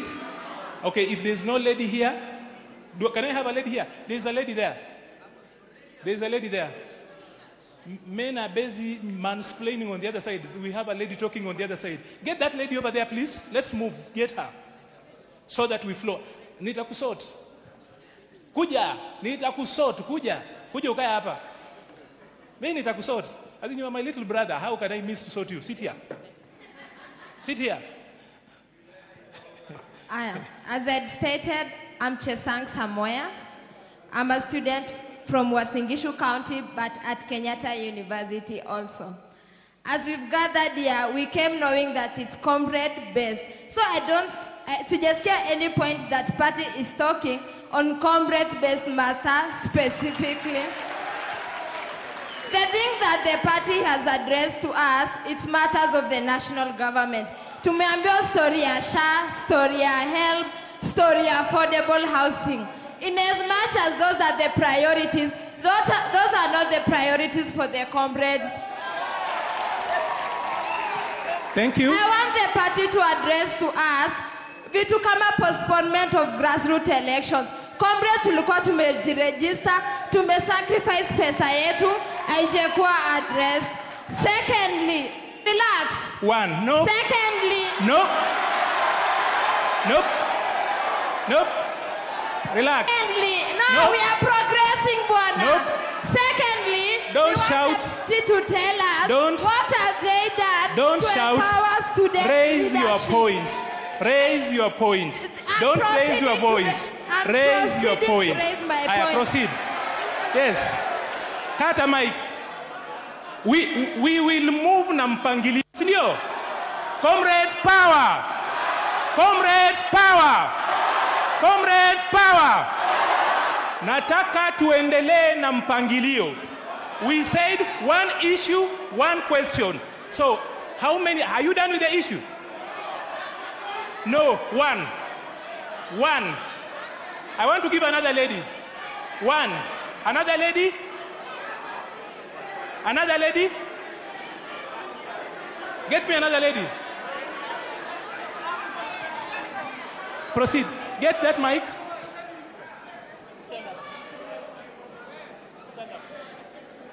Comrades power. Ladies in the house, hello. Men in the house, hi. Sawa sawa, naona mambo inachemka, lakini wacha tuulize hizi issues. She is right by asking where our issues as comrades are being they are evaluated. Kwa hivyo mimi nauliza maswali ya SHA. I walked into an hospital last week. I was feeling unwell. Nimelemewa. Kufika huko nikaambiwa NHIF haifanyi. Niende level 1, level 2, level 3 hospital. Now my question is, The reason as to why I chose the hospital that I walk into, because I had selected when I was using NHIF, it is because of the services na mambo ya haraka haraka. Then unanituma kwa hospitali ya level 1, level 2, level 3, ambayo congestion iko pale, hakuna madawa. Swali langu ni, what is the government doing to avoid issues ambazo tunaona kama ya Mama Lucy? Mama wanalala chini, people are sick, people are unwell. Nikienda pale nikae kwa bench, hakuna dawa, madaktari hawako. What is the government doing to improve those hospitals ambazo mnatutuma kule? Because comrade hana any. Ataenda ile Huruma hospital, kufika pale akae kwa bench. Mpaka saa ngapi? What is the government doing on that? Thank you very much. Clap for her. I will have Professor Machuki respond to that. I'm looking for ladies.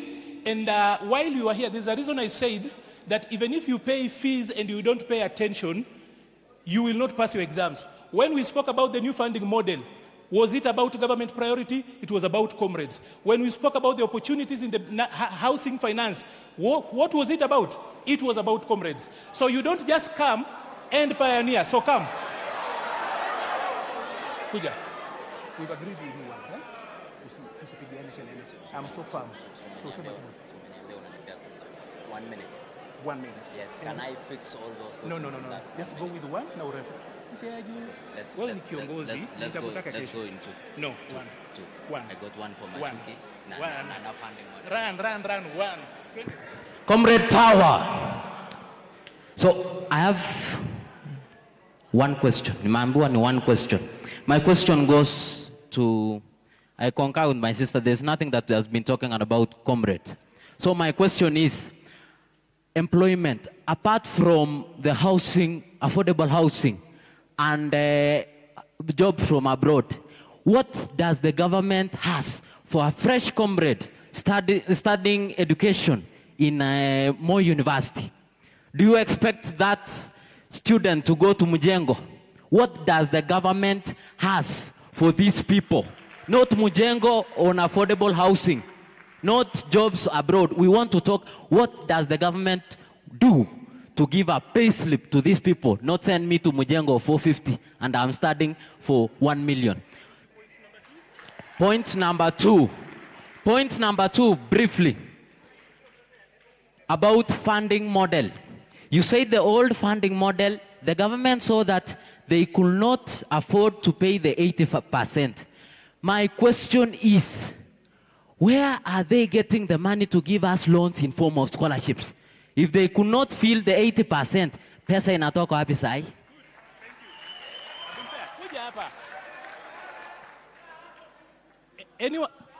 Anyone who remembers his name? Say Magina. My name is Seth Keegan, University of Eldoret student. Pigia hema makofi. Now. I need a lady here, and then we answer that, then we come to round 2.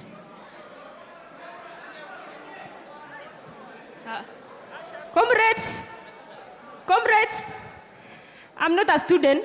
I finished my college 2 years ago, but I have a question. No, I'm still a student. Let me moderate. Comrades power. Hii ni ya comrades, si ndio? Hii ni ya comrades, si ndio? Haya basi. Nataka uende swali moja. Haya tumsikize. Comrades power. Comrades disperse. Comrades power. So my point is, as we come from our institutions, there is some of the certain expectation. We need to talk to the ruling party so that they can work on our issues. If you limit us to one question, then definitely if we ask the question. Let me now ask a question. I'll give you the second. I have three concerns. As much as we are talking matters, youth comrades, Kenya, yes. We as the North Rift comrades also, we have our own issues that we feel like it needs to be addressed. The first issue. Number one, we have the questions which we raised in the gazetted new funding model committee. Of 129 students selected, one student representation from the North Rift. As you can see, these comrades, can they be represented with only one representation There's of only the one. students? The second concern. Pole, so that we clarify. There's Yes. only one. The second Ngoja, concern. Relax. Nataka tuende pole so that we move with them. Okay. One. The There's second one. concern. The second concern, yesterday we were following. Yes. Yesterday we were following the Mashujaa Day. And we heard there was a representation of 60 student representation to launch the supposed student accommodation. How many of you were among those who went to Kwale to represent the North Rift? Anyone? No one. Secondly, at least you have done a very good thing to bring us together. We as the North Rift students, starting from the sides of the Trans Nzoia Kitale to the end of Baraton University, all the way to Iten, we are going to march and we are going to request for our representation. Should the government not consider us? Many a times we are in the bedroom, but I feel like we should go to kitchen, we should go to sitting room, because that's where the people are eating at. So, my second concern, now to the professor. That's number 4. Yes, now to the professor. Concerning the affordable housing. Behind University of Eldoret, we have the ongoing project. And my students have been going here, there to tour the project. Can you organize for us at least 20 students to maybe be given an opportunity even to do the forward work so that we can reduce the number of comrades in Amaring? Wanafunzi wangu wanainama, and if you give a chance of 50 students, then possibly we are going to reduce the number. Thank you. The last one. That is number 5. You asked for 3. The last one. You asked for 3. Fair, tukue tu fair. You asked for 3. I've given you 4. Hiyo imetosha. A lady, I want a lady. I want a lady, I love to respond. A lady. Wanaume mmeongea sana, I need a lady. Nitakupatia round 2. Kwanza wewe ni mtu wa timu yangu, nitakupea. Okay.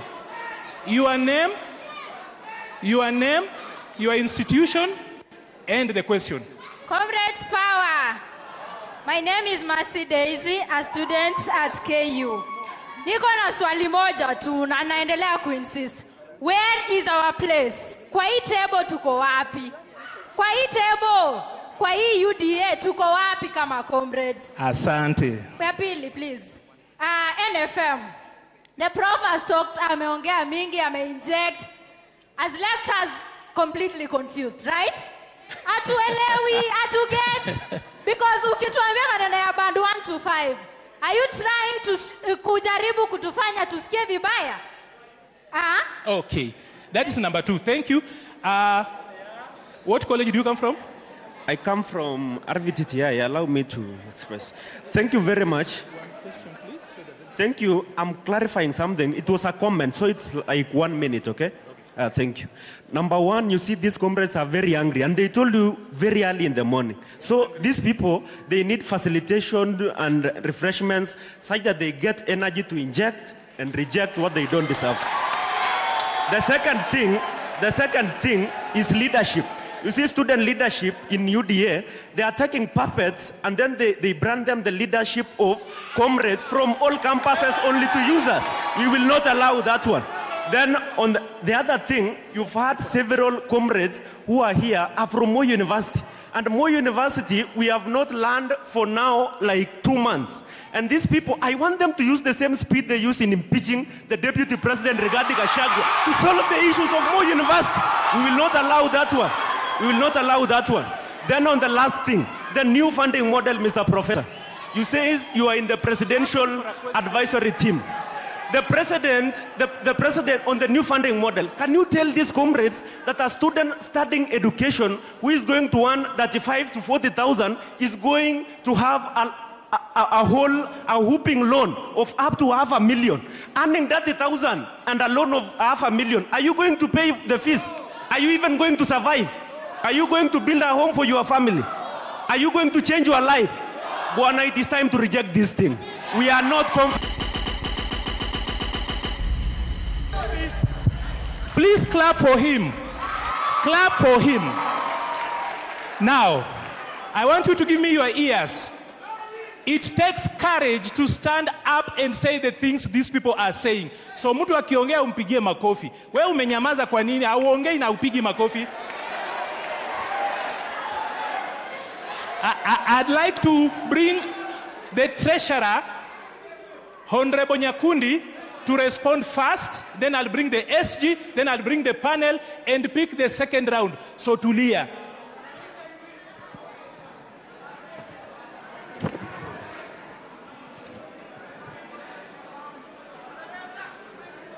Comrades power! Comrades power! Comrades wisdom! Comrades wisdom! A breakup should not find you single. Sindio? Lakini comrades munachocha. Comrades munachocha. Munachocha. But let me appreciate you first of all for the questions that you've asked. Some are very difficult questions. Some are easy questions, but I believe we are all here because we believe that as the UDA party, we should forge ahead as a team. Someone has asked us, where are you as comrades? The reason we started this comrades chapter is because we wanted to make sure that we involve the comrades from everywhere within this country. We've been in Nairobi, we've been in Kisumu, we've been in Nakuru, right now we are in Eldoret, we have been in Mombasa, and we are going the entire country to make sure that comrades are involved in leadership and in governance of the UDA party. And all these comrades that you are seeing here leading this team, these are university students from the entire country which are constituted in making sure that we lead the comrades chapter the entire country. So hawa wanaongoza hii kitu, hakuna mapuppet hapa. These are your colleagues and you're the ones who elected them in different universities. Number two, tulieni, wacheni pressure. Tulieni. Number two, we believe out of this comrades chapter, this is where we got so many people into leadership from the university. A good example is our Secretary General, Hassan Omar, who is seated here today. He was a student leader at Moi University, and I am going to give him, he's going to talk the issue about Moi University and the issues that are going on there, and we will not allow Moi University to go down because this is one of the most prestigious universities in this country. So hii issue ya Moi University lazima tutaisolve, si ndio? Because we believe Moi University has brought up leaders. A good example is SG Hassan Omar. Our chair, Cecil Barire, was also a student leader. Akina Babu Owino was student leaders. So we believe out of this, many of you will be members of parliament. Many of you will be CEOs. Many of you will be governors. Many of you will be in the governance issues of this country and in the center of the governance of this country. That is the reason we are here today. Someone has asked about the grassroots elections. As you know, most of you had paid for the grassroots elections. But because of so many issues, the GNZ came up, so many other issues came up. We believe from, I think, January, we will go back to the elections that we had already planned, and your money will not go in vain. And I want to encourage each and every one of you, take part in these elections, be part of the party, because this party belongs to you and me. Let us make sure that we build this party. And out of these grassroots elections, tomorrow or the day after tomorrow, you are going to be the MCAs in your regions. You are going to be senators in your regions. You're going to be governors and members of parliament in your region. And I am telling you this today. Personally, I was elected at 33 years old. This party, so many people wanted to be given the ticket of UDA. But someone believed in me. Someone held my hand. Someone walked with me. I am the first person to be in the executive of the party as a first-time member of parliament, being a treasurer. What I'm telling you this today, believe in yourself, trust yourself, believe in yourself. The UDA party does not favor anyone. As long as you are there and you get everything right, the UDA party will hold your hand. Personally, Dr. William Samoei Ruto held my hand. I knew nobody. I had no godfather, but God the Father, through William Ruto, held my hand and made me the treasurer of a ruling party. So what I want to tell you today, comrades, always trust and believe in yourself. There was one issue that I am very passionate about, but the people of NEA are not here today. The National Employment Authority are not here today.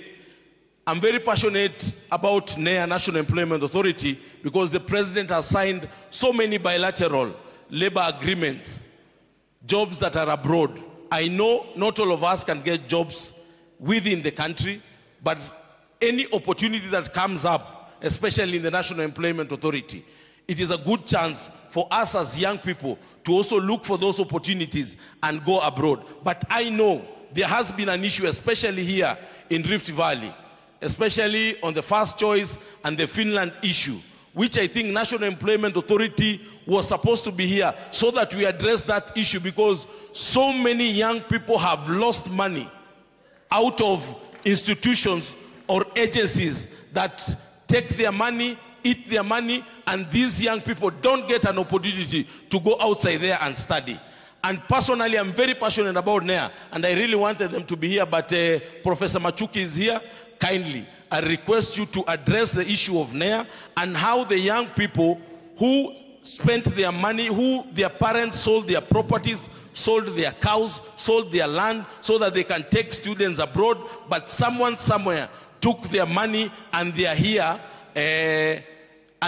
not very favorable on that issue. So I believe that we should work together, and as a party, we will make sure that we mentor the young people of this country, because they are the leaders of today.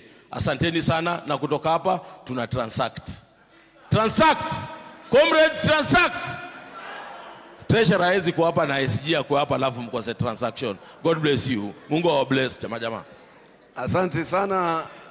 Comrades power. Comrades power.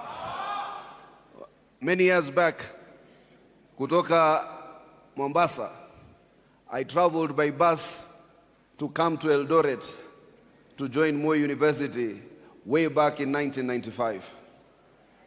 I did not know then that Moi University and the great city of Eldoret was going to be the beginning of my political career in this country.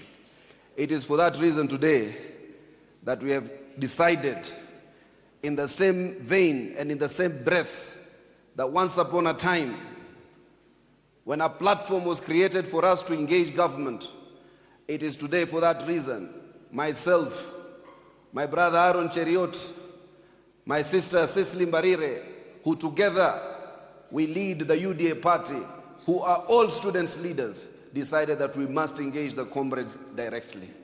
I am grateful for one thing today before the Almighty God, that in you, the conversation in this country must shift. With the same passion, you must discuss healthcare, you must discuss the new funding model, we must discuss agriculture, we must discuss everything. We must shift the conversation from ethnicity to issues. And that's what the Kenya Kwanza government has tried to do. Nyote, hapa, hakuna mtu amezungumza kabila yake, hakuna mtu aliyezungumza kikao chake, ama kule anatoka. Nyote mlizungumza yale malalamishi na zile issues that affect you directly. And for that we are extremely grateful. Number two, I want to assure you, this platform is not a platform in futility. It will not be in vain. One or two of you came with a good idea. And they came to the UDA Secretariat to say, under the leadership of Brian and others, that it is important to create a platform to engage the youth directly, particularly students in institutions of higher learning. They are not puppets. They are not sellouts. They simply came with a good idea that we embraced. That good idea, sometimes you might come with a good idea, but other people might improve it for you. There will be an opportunity for Brian and Deborah and everybody else who sit in the governing council, that within these students, they will ask that those who they elect democratically for you to pave way as interim officials. That is something that will happen in due course, and eventually it must happen. But first and foremost, we must finish our circuit all over Kenya. We have 4 or 5 more town halls to go, so that we are more representative in terms of the conversation. Finally, I was very excited. That young lady who spoke there is actually going to be a leader. Her only question was, how do I take over this party? Bona election haziendelei.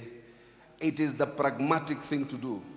For you to capture power, you must be in institutions that compete for power. They manifest themselves in political parties. So hata kama uko na ari nyingi, hata kama uko na changamoto nyingi, if you do not anchor your effort in political organizations, those that are established, those that you will establish, your effort is in vain. That's why you don't need to be leaderless, you don't need to be faceless. Some of you need to emerge as the leaders of those organizations. Now this is not only the present, the UDA is conscious that the future of this country and the present of this country, of this party, is within the youth. And for that reason, the elections as suggested or proposed will proceed, hopefully from January. Moving forward, we will proceed with the elections. Those of you ambao wanataka uongozi, kuchaguliwa ndani ya chama na kuchaguliwa katika nyadhifa tofauti, the party will hold free and fair elections, so that hata hii kiti ya SG, hata hii kiti ya treasurer, hata hii kiti ya chairperson, zote will be up for grabs. So therefore, it will be for us to compete or for you to win these seats. We are only holding this party in trust for you, so that once the grassroots elections are concluded, those who will be elected popularly will represent this party and take it to the next level. Finally, I think I'm happy that these men and women here have taken the courage to come and face the questions in terms of a town hall. The most effective, tested and trusted avenue of direct democracy is through town halls. We will continue to have these town halls, no matter how emotional they are, no matter how sometimes anxious they become, because it is not in our interest to stage manage these things. It is our interest to hear an honest conversation from the youth of this republic, represented by the cream who sit in institutions of higher learning. Lastly,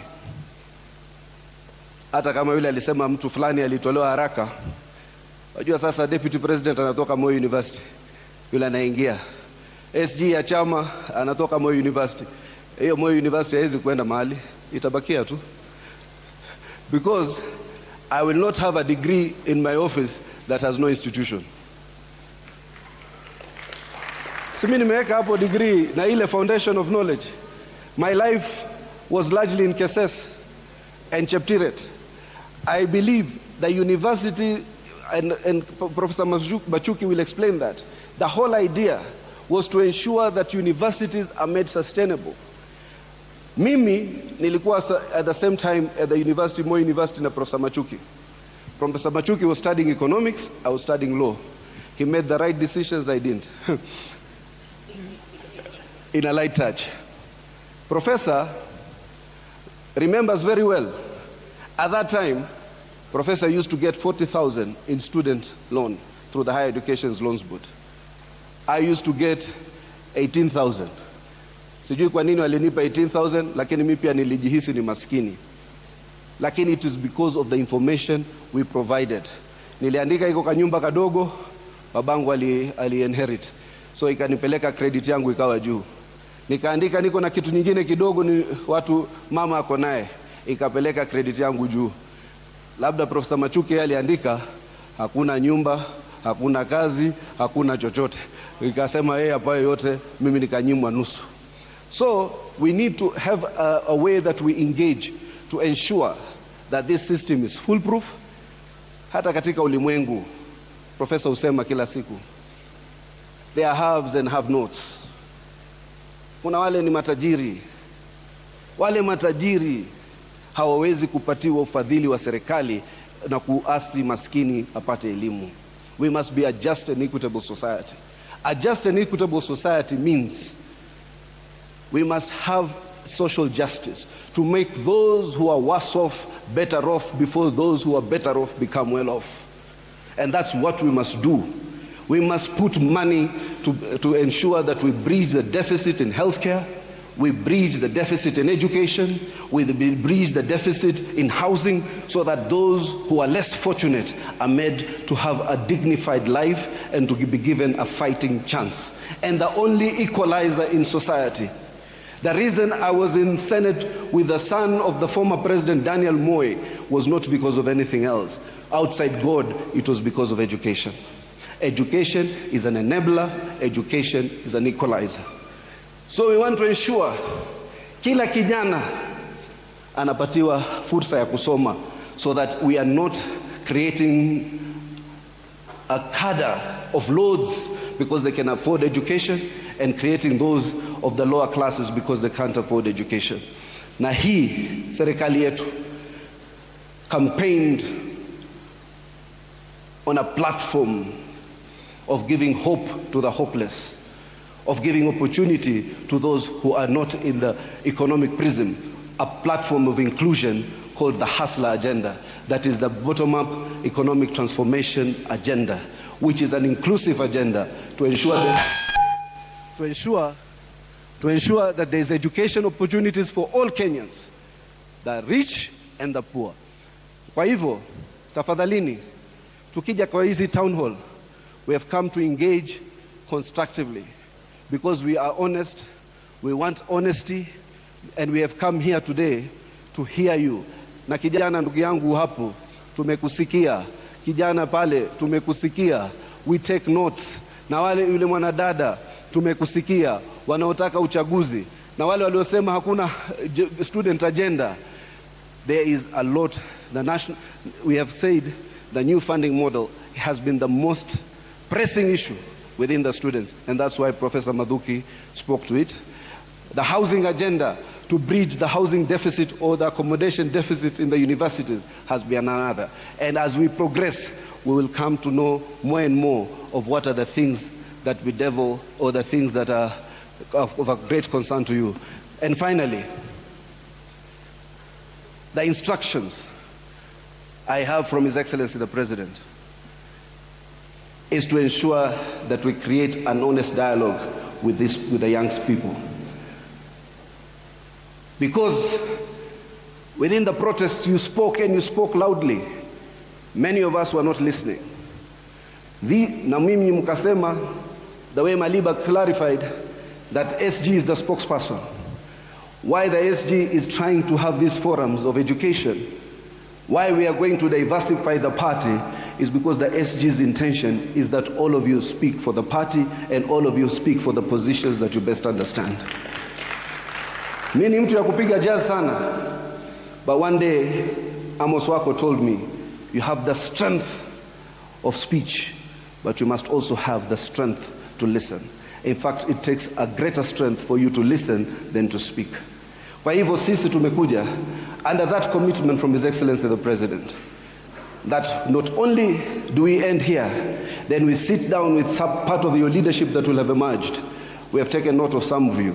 We will call you into a consultative meeting at the end of this program to encompass everything that we have decided, and then to have programs that shall go back to engage the comrades at whatever institution or whatever place they might be, so that we continue to keep this conversation going. And secondly, which is most important, mimi pia najihisi I must start to prepare to exit the scene. It's only human to know that there is a time when your time will be up, and that time nimekuwa mimi nikiwa kuanzia miaka 20 niko katika Comrades. I'm now almost 49.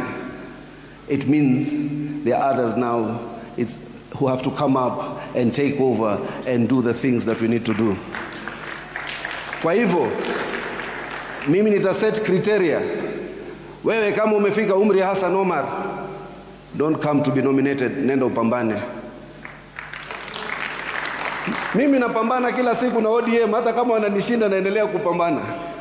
Because I'm in a stronghold in a party that probably I don't agree with everything. But sasa tuko kwa broad-based government.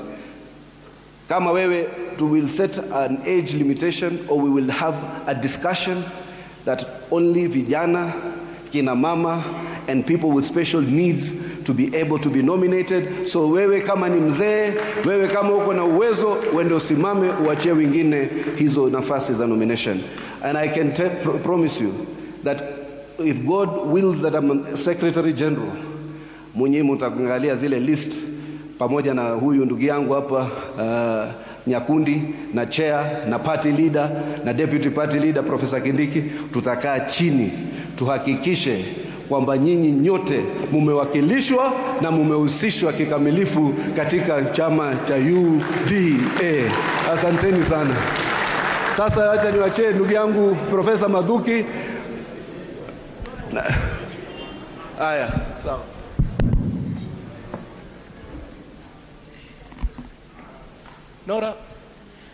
Nora, by the way, I love panelists to also listen to these other guys. You guys are 5, they are 700.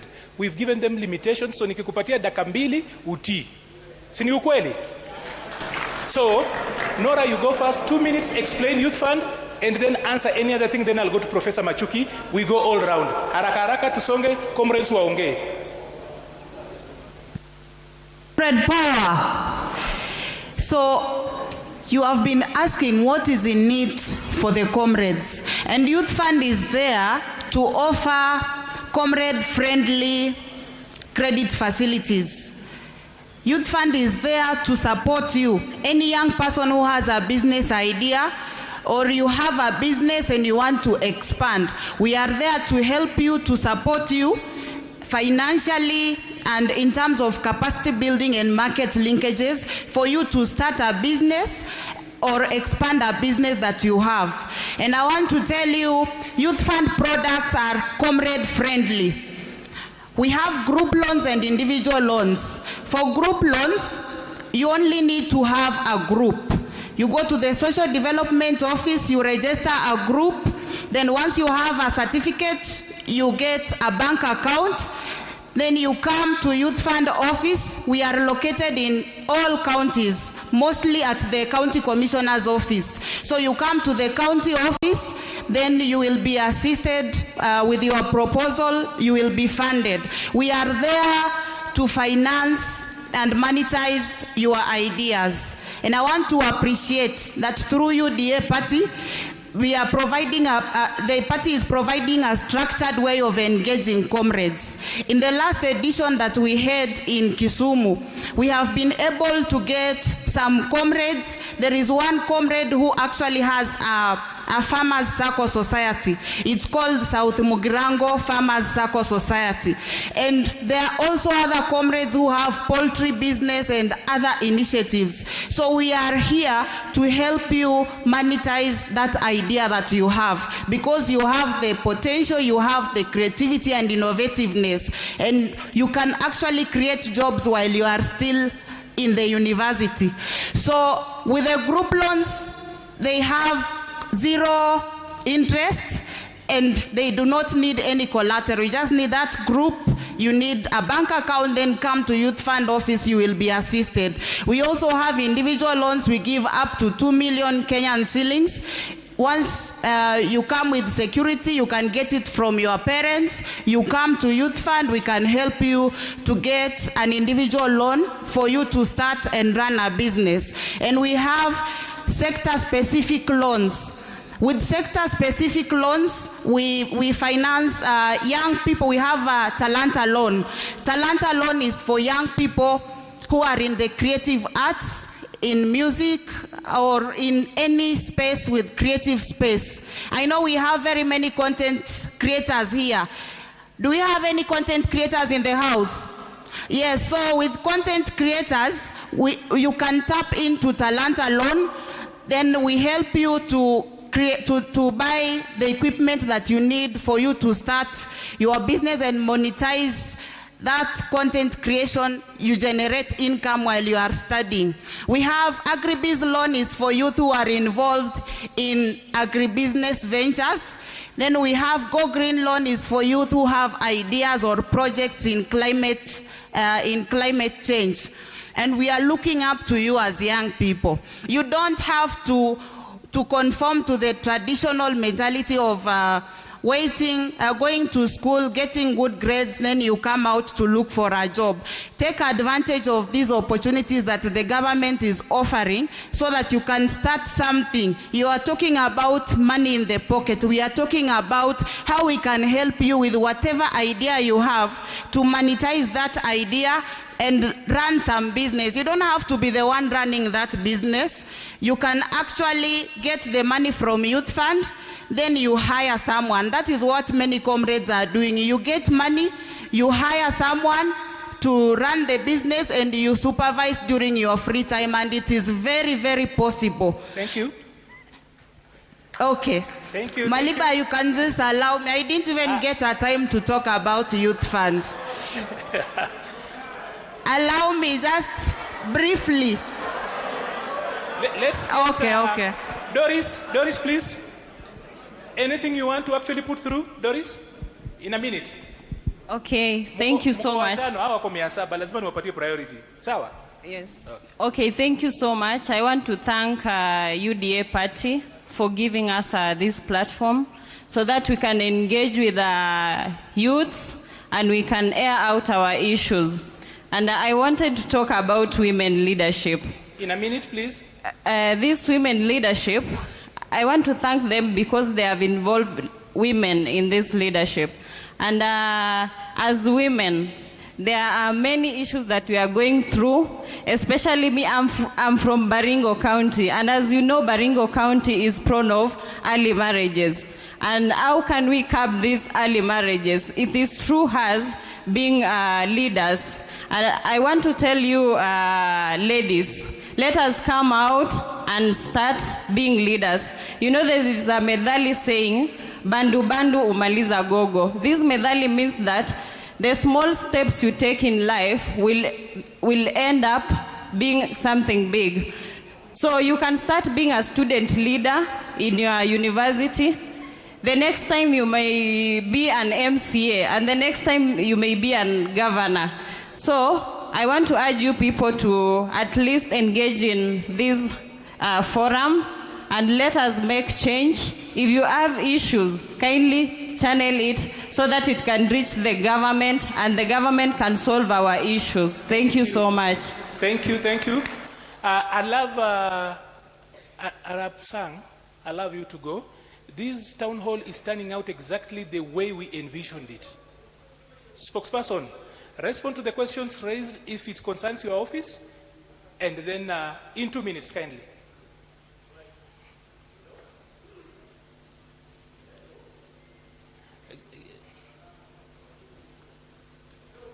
Wananyima speaker, wa serikali speaker. Tunanyima speaker, sauti itafika tu. So I think for us, when somebody says there are digital jobs, yes, digital jobs are there, but there are also other jobs. Mmesema kama vijana mtapataje kazi, government has come in with internship program, which is taking new university guys. When you leave university, before you start working, especially for you doctors, there is that internship. Yes, maybe it has taken long to take them on board, but there was a talk the other day, and they have agreed. Most of the doctors, the interns, are being taken in. Even the teachers, almost 46,000, if I'm not wrong. The process of taking them in as permanent and pensionable staff is happening even today. The whole of this week, they have been around taking them, and checking their verifying their certificates, and most of them are going to be taken in. And again, they are taking new teachers as interns, almost 20,000 again. So government is trying. As you know, the fact is, in Kenya, the guys who are working, the civil servants, are less than 1 million. We are 55 million. So it means government cannot employ everyone. But it creates conducive environment for others to create employment for the youth, like EPZ zones are coming up. There is special economic zones are coming up. They are bringing investors from abroad who will come and employ us. In Naivasha here, kuna ya magari. Sasa utakeni kwenda kutafuta gari kule ngambo, you just go there and get your car. So those EPZ and even county aggregation industrial park by our counties are doing the same job to create employment. So employment is a concern. We know very well something is happening. The government has brought the internship to start so that sile unangoja kupata ile pesa ya pensionable, at least you have something. Hata kama ni 25,000 hiyo is better than staying at home waiting for your time. Thank you. Thank you very much. We have got 5 minutes to TV47 going off live. We are live now. In 5 minutes they'll be going off. So, gents, kindly, 2 minutes so that I give 3 minutes to Professor Machuki, then we can continue offline. Okay, thank you. Is affordable housing a project for only Mjego workers? No. Affordable housing has direct and indirect jobs. Direct jobs are those that the workers working in the construction site. They could be architects, engineers, kada ya mkono, that's all. 3 to 5 jobs, probably per unit. That's the average. Indirect jobs are way big, 8 to 12. Factories that are manufacturing heating systems, factories that are manufacturing switches, electrical, factories that are manufacturing steel, cement, all of a wide range of employment. Beyond that, management of tenant purchase, mortgages, structuring, accountants, economists are required. Good jobs, they are available in affordable housing. Marketers for the affordable housing, marketers for production that goes to construction of the houses. It's wide. The industry of construction is big, and what the affordable housing is creating is a challenge, has created an opportunity, and the opportunity comes with jobs. Someone asked how to access units, rich people who access houses faster than the one who don't have. No. There are social houses. There are specific houses for social people living in slums. They are directly for people who are living in the slums.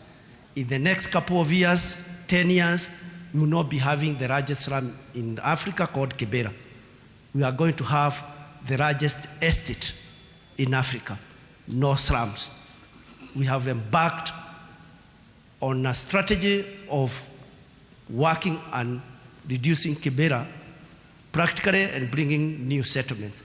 Construction is ongoing in Kibera, and those houses are being targeted for the people living in Kibera. And again, the platform is online. Star 832 hash, you start your home journey. You don't need to know anyone. Select the houses where you want. If it's for targeted people in the slums, it is targeted for those specific people. And finally,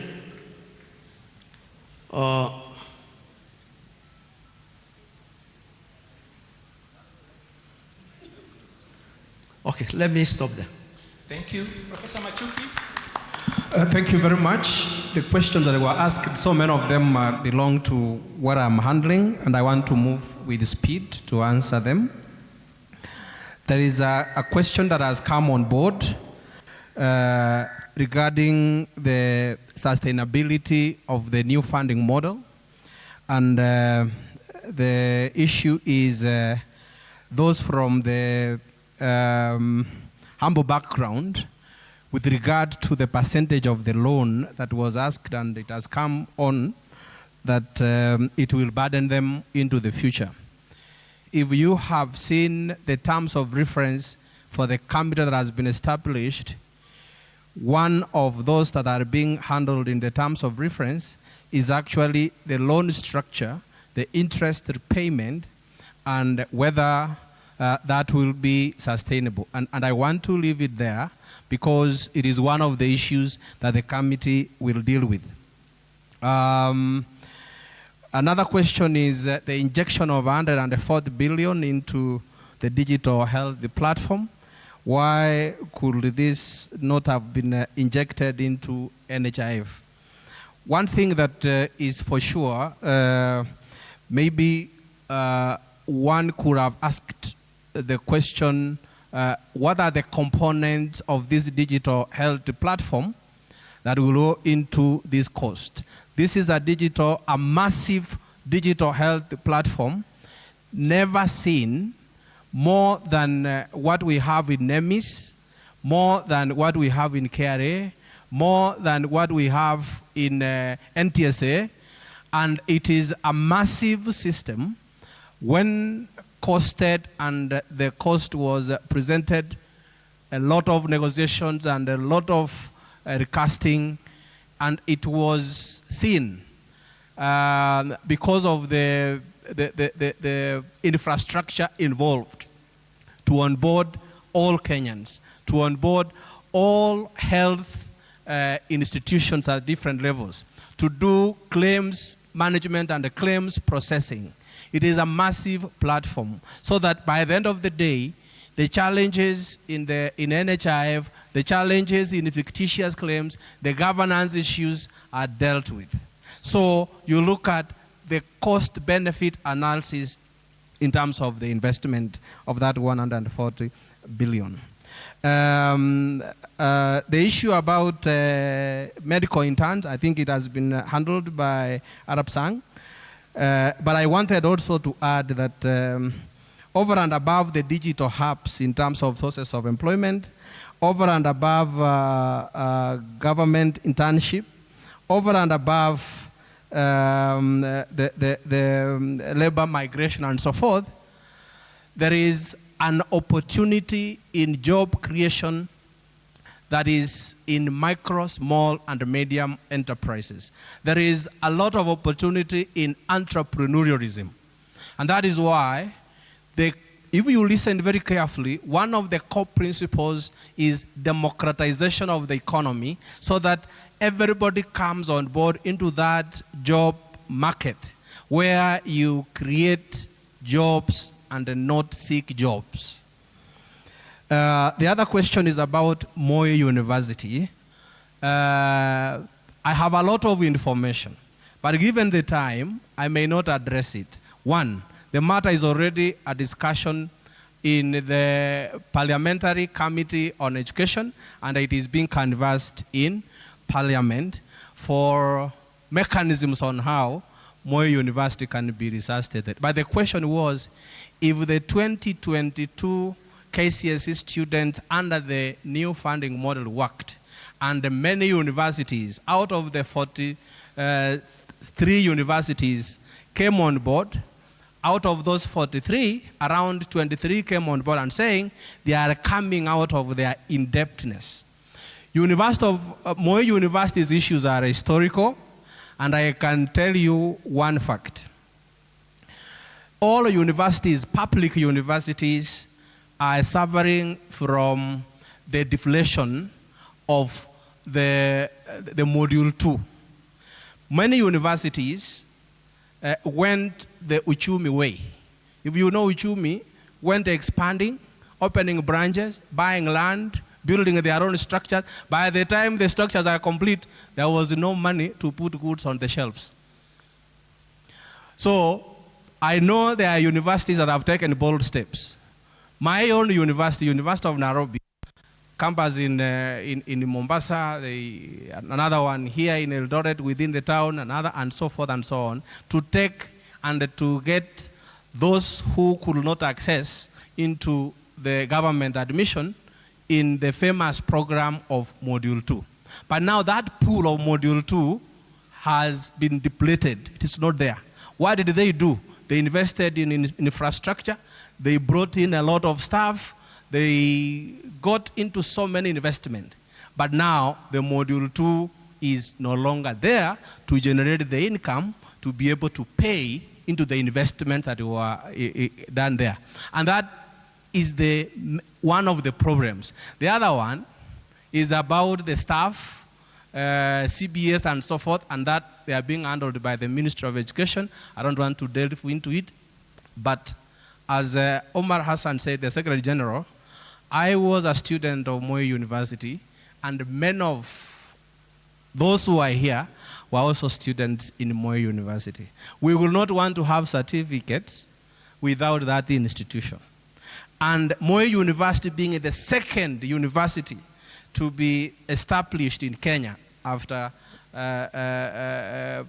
University of Nairobi cannot go down while there is leadership.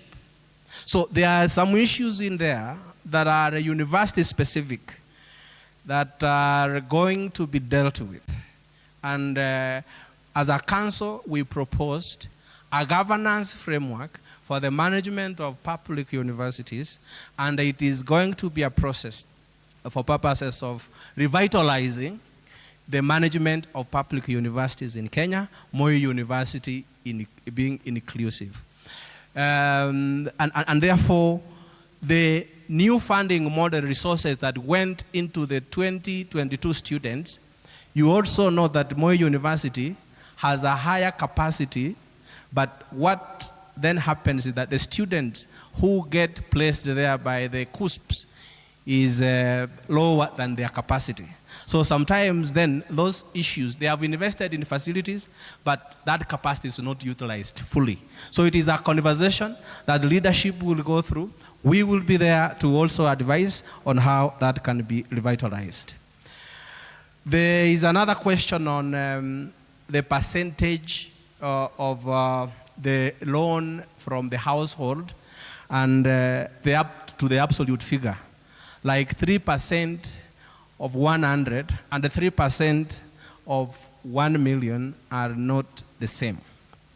Now, as I said, among the terms of reference, one of the components that are being handled by the chair of that cohort, who is Professor Karuti Kanyinga of the Institute of Development Studies, University of Nairobi, should be able to delve into the loan structure, the interest, and the sustainability, and I may not want to go into details, but I'll tell you this.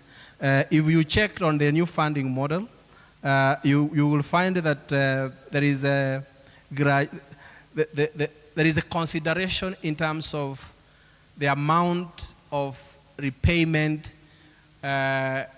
across the different bands, and it then gives you an opportunity to see if you have given information and through the means testing instrument, it is not going to be a standard percentage of payment from the household. And you realize, if you look at the statistics, currently we have very few students from humble backgrounds joining universities. Many of those who join are from those who have been able to access quality basic education, and they have been able to progress. This new university funding model has a ripple effect to ensure that when basic education programs are in place and you have many students from humble backgrounds join universities, the very few you see make less than 1.2% of the students who join university from the very humble backgrounds. Majority of them don't make it because they have been condemned to that condition. And the new funding model is an intention to get them out of that when they go through that particular aspect. On SHA, SHIF, can I say that one of the challenges currently being witnessed in whether NHIF is working or not working. One, the first thing I want to say here. government has given instruction to health facilities, both private and not those that are public, to continue offering services to citizens when they go for those services, as the transition is happening. Among the issues being dealt with, and His Excellency the President pointed that out yesterday, was the empanelment and the signing of contracts by the private healthcare providers with the Social Health Authority. And that process, once it is complete, you might go to a private health facility that has not been empaneled to offer service. Or if it has been empaneled, the system has not picked, and the issues within that particular contract have not been fully put on the system. So it is something that once in the coming few weeks is completed. I am sorry that the picture that was shown from the Mama Lucy Hospital, Mama Lucy Hospital is under county government. And therefore, the county government is well sized to deal with those particular issues. How national government works with the county government in healthcare provision is provided for in the 4th schedule, and County Government Act and all those other acts that we have said here, and there is a responsibility at county government level to ensure that there is access to healthcare services when citizens go into those facilities that are managed by county governments. Thank you very much, and God bless you. 1 minute. Joshua, That's second. okay, Joshua, as you know, we are in Moi University Town Hall, and as we all know, you're from Moi. Why did you not comment anything about it? That's what I wanted to say. I am alumni of Moi University. I want to support what SG say, and more so, coming from this region, Moi University will not die. Thank you. Okay, my neighbor, what should we do for it? Guys, since we've been standing for we've been seated for a long time, please let's stand up and stretch. Just stand up. Let's stand up, all of us. Let's stand up, all of us. All of us. Let's stand up. Let's stand up. Comrades, power. Comrades, power.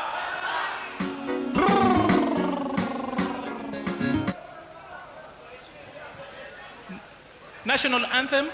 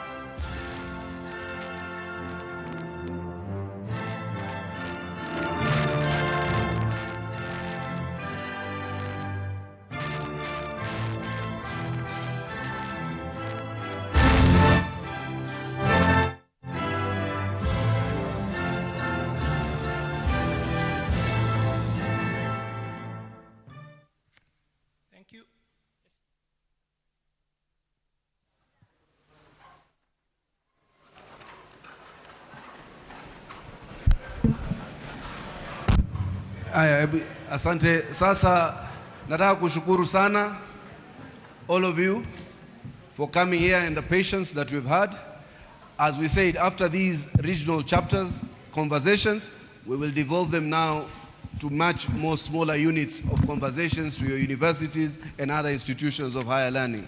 So nataka kuwashukuru sana for your patience, for the great engagement, for the hard questions, and I hope we'll continue to have these policy engagements for the future of this country, to perfect our democracy, to perfect our union as a country, and to perfect our policies and programs as a government.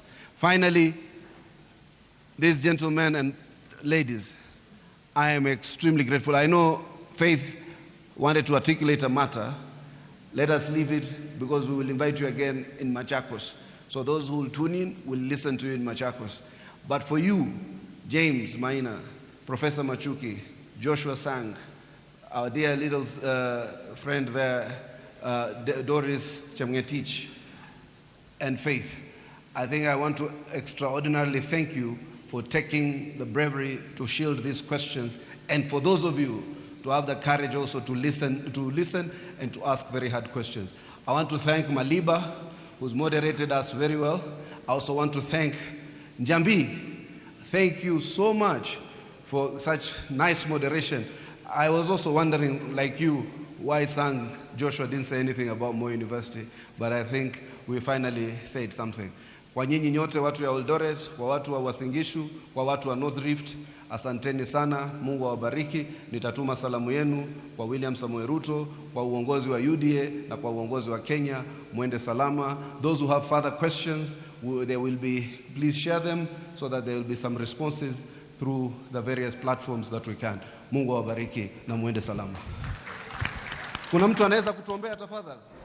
Good afternoon. Indeed, that is the UDA Secretary General Hassan Omar giving a closing remark on the UDA Comrades chapter, this time being the Eldoret edition. Students and also some residents from Eldoret convening at that particular venue to participate in this UDA-led forum. All right, time